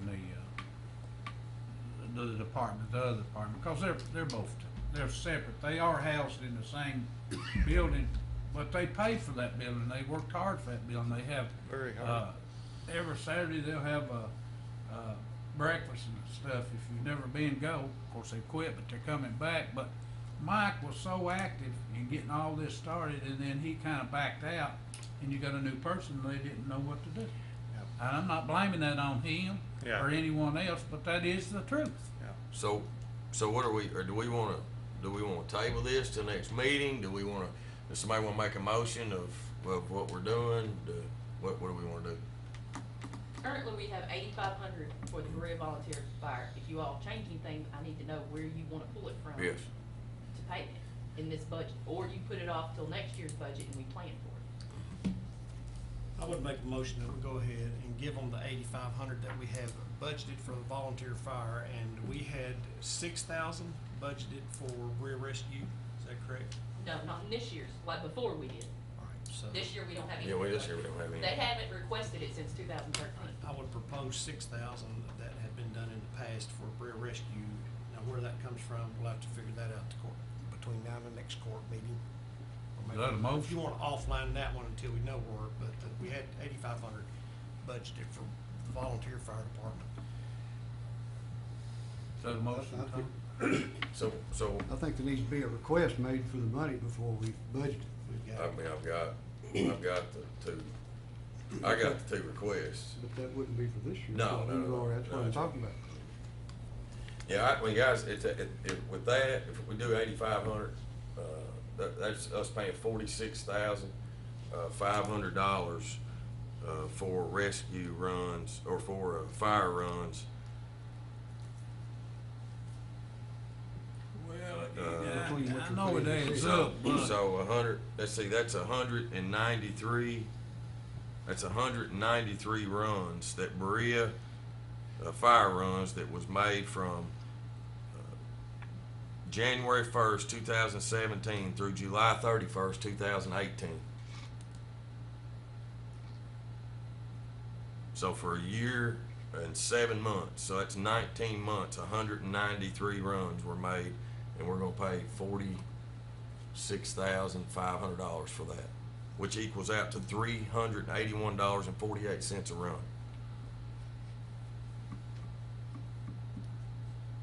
But I'm just putting it in context. Sounds to me like we should table this and get some information gathered up. I mean, right now, you know, we've already approved 8,500. You know, we don't have to reapprove that. are these requests that we have in Dropbox, are these not current? There's not a date on here. Are you telling me these are not the current? We have two requests in here, one for 16,000, One for 12,000, right? He gave them to me last week. Okay, so those are current. Yeah, he gave those to me. When did we meet? Mike, Last- it was last week, wasn't it? Yeah. 2 weeks ago? Last So we Tuesday? don't have that money budgeted, what they're asking for. Yeah. Judge, I move That's we right. table We don't this have- But until we we do have get- 8,500 budgeted Yes. for.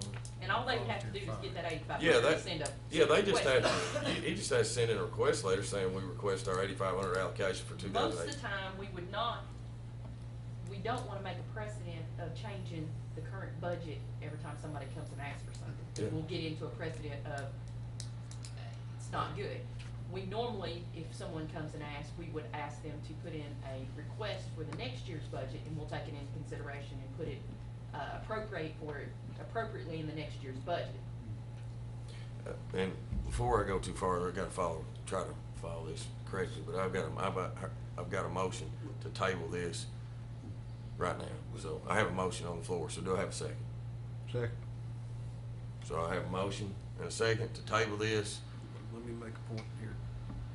If you, correct me and if, correct do me I if I'm have any wrong, more discussion? But if you table this, you must handle this at the At next the meeting. next meeting. If you take no action, you could handle it whenever it comes back up. That's It totally can't be you brought all back up want. again. If it's not brought back up at the next court. There's no, but If it's tabled, it has to be brought back up to the next court. That's If you, right. if you take no action on it, you could take it up at the court after next. Well, I don't know the Put reason, you on a I don't timeline. know I'm any just- I reason just- why we can't do it next meeting. You probably Yeah, I can, don't but I either. just wanna I make mean, sure. I'd like to But you find. don't, what I'm Yeah. saying is you don't necessarily. Right, you yeah, don't I have to understand take- that. Yeah, I understand that. Make sure you're correct. I wanna, Yeah, just we can roll with whatever. get to the end of it. Sure. Yep. I mean, we need to figure it out for there. We'll all go get our. So I have a motion and a second. Do we have any more discussion for tabling this? So no more discussion, just call the roll. Master Tudor? Yes. Master Boykin? Yes. Master Combs? Yes. Master Barger? Yes. Judge Taylor? Yes, Thank you, gentlemen. thanks, appreciate it, Mike. Next, the first reading of ordinance 1817, this is the amend subdivision regulations, construction guarantee. Mr. Bert Thomas, good morning. Good morning. You wanna read it, or we should talk about it? No, I'm not going, it'd be awful long, we'd be here a long time, but, Can I explain it to us? yes. So this is something that we've been working on for a long time. The judge and I have been talking about it for over a year. Planning Commission's been talking about it for a few months now. The difficult part of the performance bonds or these construction guarantees, and this is related to the development of new subdivisions and new county roads, is really what this specifically deals with. But the difficult part is balancing the desire to help the builder or the developer as he goes to develop a piece of property, and balance that with protecting the county on the back end and making sure the county doesn't get stuck with a big bill to go in and finish a road or blacktop a road or put drainage in or something. So you want to try to balance that, and that's really where the reason it's taken as long as it has. We believe we've done that with these new regulations. It just kind of tweaks them a little bit. It doesn't really change a whole lot, except it gives current developments that may be struggling or stalled or dead.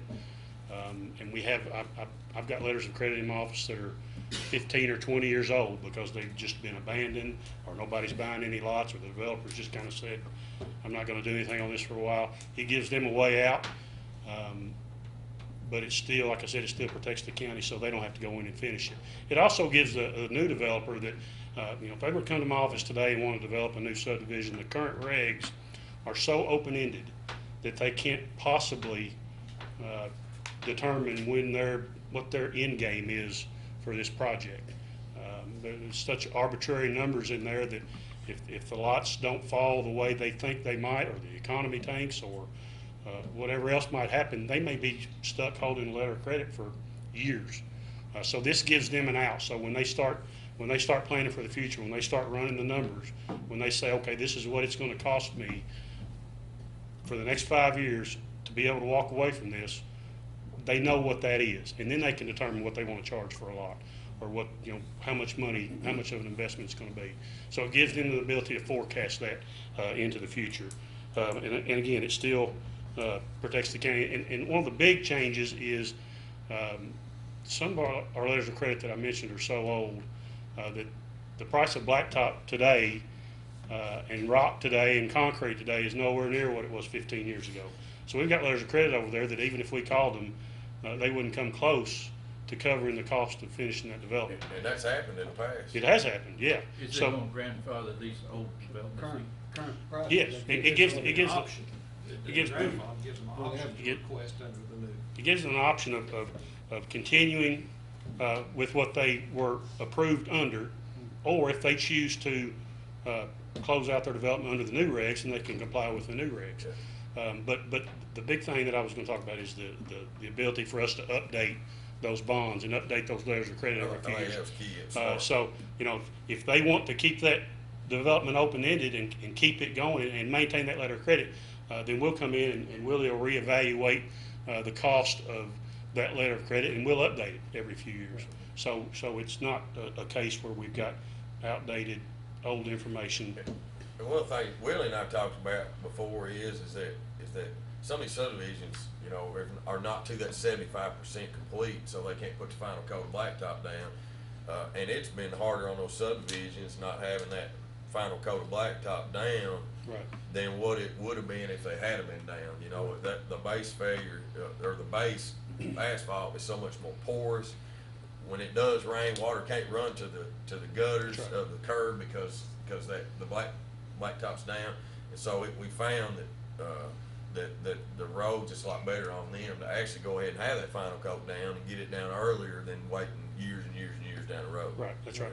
And I'll just add, we met with some of the developers in the county and got their input on this, some of the things they'd like to see to help them. Of course, Willie was very involved in the plans, and Jubal's been a big help to actually draft the language, so all parties had a say in it. Yeah. But I think it's, All right. it's good language. Yep, thanks. I have one question about this. Sure. And I like this. This is a good document. There was a question about sidewalks though that I was a little bit. Okay. Where is that, Tom? Well, it's in G, in paragraph G. Uh-huh. It says that they will be responsible for completing sidewalks only upon lots owned by the developer. Yeah, so Tom, that is for those existing subdivisions that may be stagnant, that might just be kind of hanging out there in limbo. That gives those developers retroactively to be able to go back and, that's the way the current reg is. We didn't want to burden them. We'll accept those roads as long as they're built right and inspected and everything looks good, with them just having to put the sidewalks in on vacant lots that they actually own. That's the way it is now. We put that in there for them. Going forward, new developments, they'll have to put sidewalks everywhere.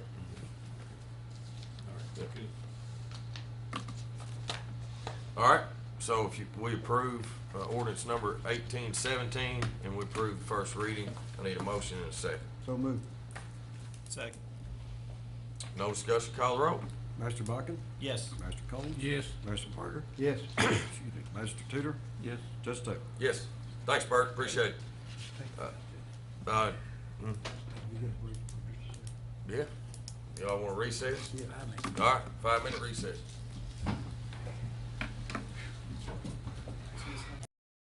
that's what technology is. All right, thank you. All right, welcome back, everybody. Appreciate it. Next on the agenda is Resolution 1820. This is Kentucky Transportation Funding Agreement. Guys, this resolution adopting and approving the execution of a memorandum of agreement between the Madison County Fiscal Court and the Commonwealth of Kentucky, Transportation Cabinet, Department of Highways, for and in the amount of $285,413 for resurfacing of Bogey Mill Road in Madison County, and be it resolved by the Fiscal Court that the Fiscal Court does hereby ratify and adopt all statements, representations, warranties, covenants, and agreements contained in said agreement, and does hereby accept the funds provided in said agreement, and by such acceptance agrees to all the terms and conditions therein stated, and the judge executive of the county is hereby authorized and directed to sign said agreement as set forth on behalf of the Fiscal Court of Madison County, and the Fiscal Court Clerk of Madison County is hereby authorized and directed to certify thereto. Guys, this was actually requested by a citizen, a constituent of the counties to the a state legislature. This actually was nothing we really had anything to do with. It got approved for some contingency funding through the Transportation Cabinet, and now they would like us to administer it. and it would be for resurfacing and doing some, what else? There's a slide repair up on top of the road on Bogey Mill that it actually is pretty bad. We went down there and looked at it the other day. Maybe some culverts, maybe some drainage, maybe some of those little things, but the state actually, the state transportation actually came in and did the estimate, sent all that in for funding request, got approved, so now they want to pass it to us. So if y'all approve resolution 1820, is that right? Yeah, 1820 Kentucky Transportation Funding Agreement for Bogey Mill Road. I need a motion in a second. So moved. Second. Comment? Sure. I just have one comment to say about this. Uh-huh. I'm glad that we have $285,000 put down on Bogey Mill Road, because it needs it.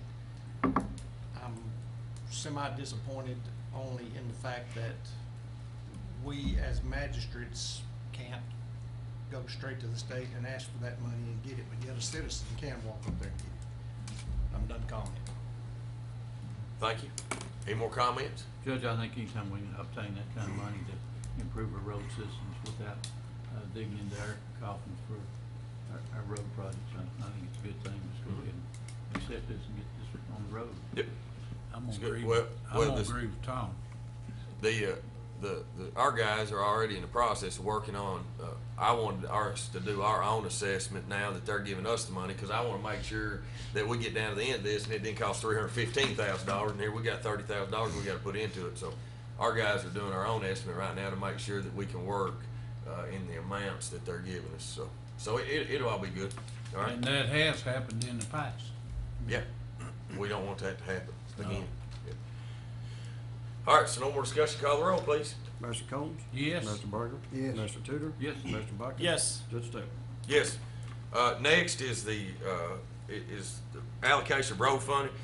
Guys, Master Combs has asked for us to talk about the percentages at another fiscal court meeting, so give him time to do some research on his roads. But what I do want to do is approve what has been decided on for the flex funding this year and the county funding for asphalt.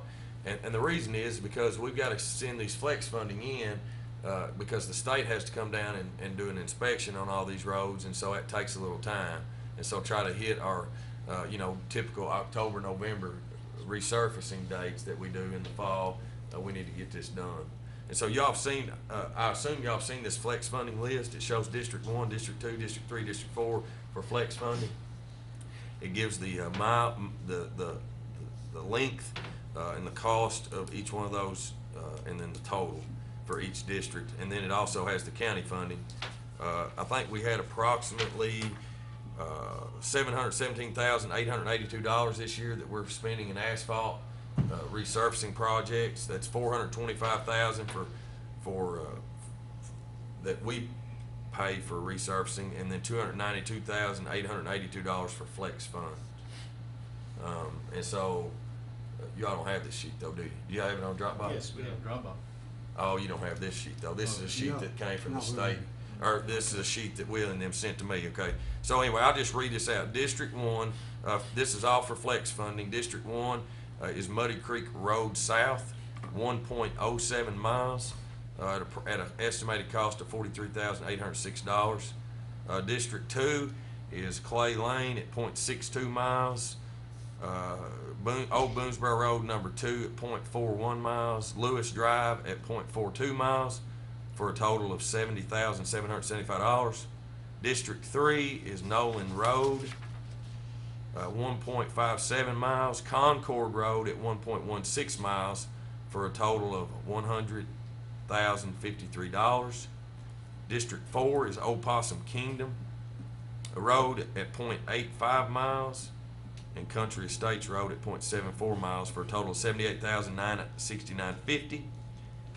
So that was all flex funding. So those is what we'll have to send to the State Transportation Cabinet to have them come out and approve us using that flex money for these projects. Then the county funding, what we're going to spend money on for District 1 is Muddy Creek Road South at 1.26 miles, $63,580.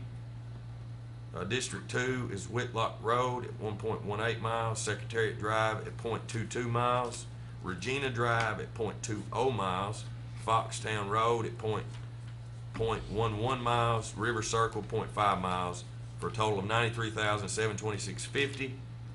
District 3 is Ford Road, 1.05 miles, Bethlehem Road, 1.58 miles, Sand Ridge East, .94 miles, Black Road North, .34 miles, and Norma Drive, .14 miles, at a total of $128,363.50. And then District 4 is Lakeshore Drive, .7 miles, Walnut Hill Drive, .52 miles, Greenbrier Drive, .07 miles, Crutcher Pike, .51 miles,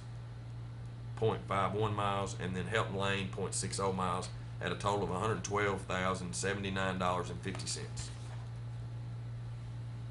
So if y'all approve this, these roads for this year's asphalt funding for flex funds and county funding, I need a motion and a second.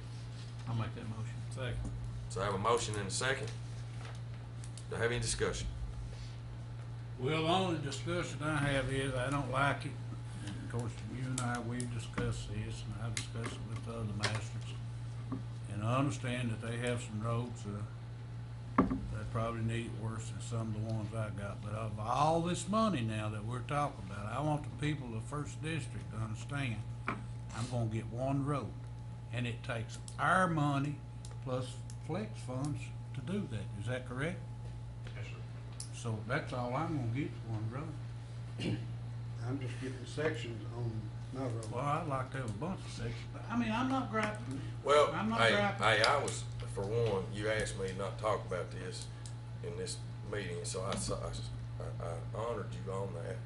Okay. All right, till next meeting. So since you started talking about it, I'm Go gonna ahead. list this off. So 3 years ago, we all sat over at Richmond City Hall and we came up with this. Because I felt like it was the fairest way to be to each magistrate. You have 70.94 miles in your district. That's 14.96% of the roads in this county. John Tudor, I'm gonna skip to him because he's the highest. He has 160 miles of roads in his district at 33.92%. Roger, let's see, Tom has 126 miles of roads in his district, which is 26.72%, and Roger has 115 miles, 115.67 miles at 24.4%. So it was great for you for a lot of years, and you've bragged many times that you don't have any gravel roads in your district. Correct. Well, I mean, a lot of that is because before they split it all up evenly, so you got a quarter when you got, I mean, as far as you got less than half of what John's got. And I don't know how to be any more fair. And so what I would like to do is I would like to present an ordinance at our next fiscal court meeting so that there's no confusion in future years. So the guy comes in, he knows what he's gonna get. So when a guy comes in, he knows what he gets. Because how can we not be more fair to each one of you guys based off the number of miles of roads?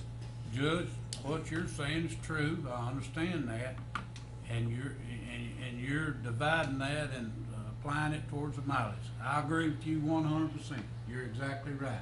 But what I'm telling you is, and the other masters, and they understand what in 2 years we'll be having a new count on the number of people in our district. I represent the same number as y'all do. So, you know, it's hard for me to tell somebody it's tough. But I understand where you're coming from. You know, we You know- do represent the same number of people, but I the way sure do. the way the districts are lined up, a big percentage of your people that you represent, District 1, live inside the city limits of Berea. And we had this discussion the other day. And your comment was that your city people drive on county roads. They do. And I have a hard time believing that somebody that lives on Chestnut Street in Berea drives out and drives across Log Cabin Road on a regular basis. And again, hey, I'm one, that's my opinion, but I would love to hear comments from some of the other magistrates on this. And I'm gonna prepare an ordinance, with our county attorney so that we don't have to come across this and have this same discussion year after year after year. Well, we've talked about this, and we've been through this, and the mileage, the road mileage, that was provided by from GIS, and it's been tweaked over the years because I thought I remembered the first year it starting at 134. So it's been tweaked with the GIS folks as we've made some changes and updated even to that part of it. But I don't care who you are, it still has to be split by percentage, and that's the only way to do it. I've still got 8 gravel roads in the 4th district. Hey, right there's the sheet. Right there's the sheet from the first year that we did this when we were all with City of Richmond, City Hall, because this courtroom, I think, was being renovated. There's the very first sheet that we did. Judge, you know that I'm the one that came to you in the fiscal court and brought up the resolution that we divide the money for the roads proportionate per mile, because we having twice as many road mileage as some of the rest of them. I just couldn't keep my roads up same condition the other magistrates were, and I think it's working like this. I understand Larry's point totally, but you know, we have to use the money to build the roads that are out there proportionally, not use it all on a certain small percentage when there's roads in larger mileage districts that are going unprepared, unkept every year. So I like the way it's going. I'm sure Larry probably would rather be the other way, but I've said before, if Larry has a road that he needs some extra work on, I think we're all willing to share and get that project done, and we'll work through it. I've asked. There you go, Larry. There's your opportunity. I know. I've talked to him. There's your opportunity. I talked to him at the gas station. Thought I was going to have to buy him $20 gas. I've asked Willie to hold a little money in limbo in case there's a project that needs a little money to I finish. appreciate that. Thank you. And I'll do the same for you. I know it. I appreciate we it. have Larry. passed. We all work good together, and I appreciate it. Well, the other thing too about this percentages in these roads is it's not an abundance of money. No. I mean, those roads that Judge read off there, I mean, I could give you another list as long as that one of roads that still need. We all could. One master We're still could take behind. all this money and still couldn't get everything That's right. done. The cycle, I put them in the 4th district, I put them in a cycle, road A all the way down to road Z, if you could start. You can't, but if you could start at road A, go all the way through the list and come back up, it would take 26 years to blacktop every road in the 4th district. Well, that's about right, can't do 'cause I've that. been here 37. It took me 26. I'm not mad about it. I want y'all to understand that, Judge, and you bring that up, we'll vote on it, and then we're gonna move forward. Fair enough? That is. That's I fair. don't know what year it was, and Larry, you may remember it. No, no. But there's one year that I barely did get any because I had to give a lot of it to, I thought it was Larry's district, but it might have been one of the others. I barely did get any. But that's just the way it goes. I mean, there could be a catastrophe tomorrow in Larry's district, and we have to come up with the money. We're all working for the entire county, and I think That's right. we're willing to get Well, along and do that. I got some bridge appreciate it. work done this year that was necessary, and we had to give somewhere, and we all give. Same way going up Scaffold County. The state let us decide we'd put that money there. Remember that, Judge? And that wasn't helping me a bit, because it goes to Rockcastle County. And all they do is come over here and throw their trash over the hill. So, you know, I made it better for them to get rid of the trash, but they needed the road. We'll move forward on that. All right, so I have a motion and second on the floor to approve this list for asphalt resurfacing this year on flex funding and county funding. So if no more discussion, call the roll, please. Mr. Barker? Yes. Mr. Tudor? Yes. Mr. Bucket? Yes. Mr. Combs?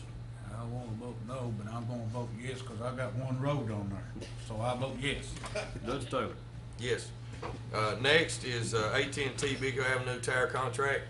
Guys, I've been working with AT&T on our pole, our mono tower here off of Beagle Avenue. The rent is going to increase to about $350. It's going to go from 1,000. It's $1,100 $1,100. right Yeah, so anyway, it's going to $1,450. It's come a long way from $700, whenever this court came into office. So I just asked y'all's permission for me to negotiate and to sign this agreement with AT&T on the Big Hill Avenue tower contract. You renegotiated that twice, haven't you? Thank you, Judge. Yep. I'll make that I just negotiated with you too on our roads. I know. Yeah. Thank you, Judge. Second. I got a motion and a second. Call the roll, please. Master Tudor? Yes. Master Bucking? Yes. Master Combs? Yes. Master Burger? Yes. Judge Taylor? Yes. Next, 2019 motor vehicle tax rates. Guys, we want to approve these tax rates. In the past, they've been 10 cents per $100 of assessed value. We haven't changed these since we've been here. So Make a motion, Judge, we keep those at 10 cents. all right, I got a motion to keep those at 10 cents on the 2019 motor vehicle and watercraft property tax rate certifications. Got a second? Call the roll, please. Or Hang no, on. sorry, no Who was the discussion. motion, who's the second? Cause my phone was Motion, ringing, I was second. trying to write it. All right, thank you.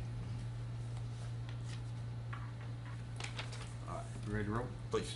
Master Bucking? Yes. Master Combs? Yes. Master Burger? Yes. Master Tudor? Yes. Judge Taylor? Yes. Next is to set the 2018 property tax rates.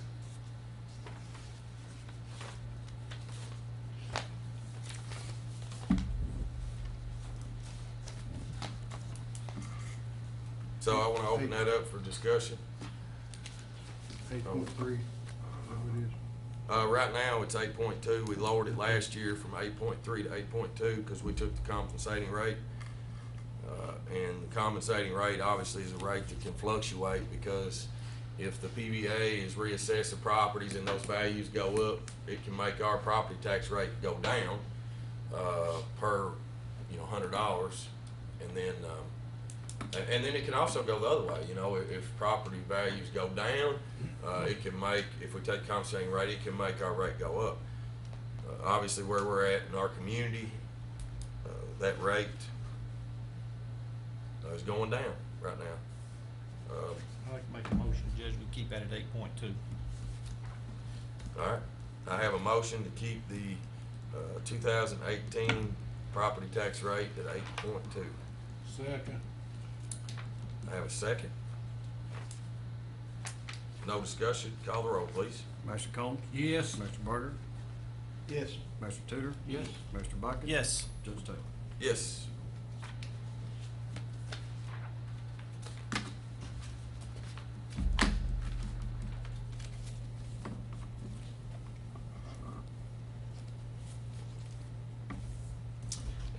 Let's see, next, judge's report. Madison County Courthouse and its related offices will be closed Monday, September the 3rd, which will be this coming Monday. And then we'll reopen on Tuesday, September 4th, in recognition of Labor Day holiday. I'm gonna skip through some of this, just because of the time. 2018 Spring Break Festival, is coming up in Berea, on Friday, September the 21st through Sunday, September the 23rd. Anybody that's a vendor, anybody that wants any more information, please contact the Berea Chamber. It's a wonderful event.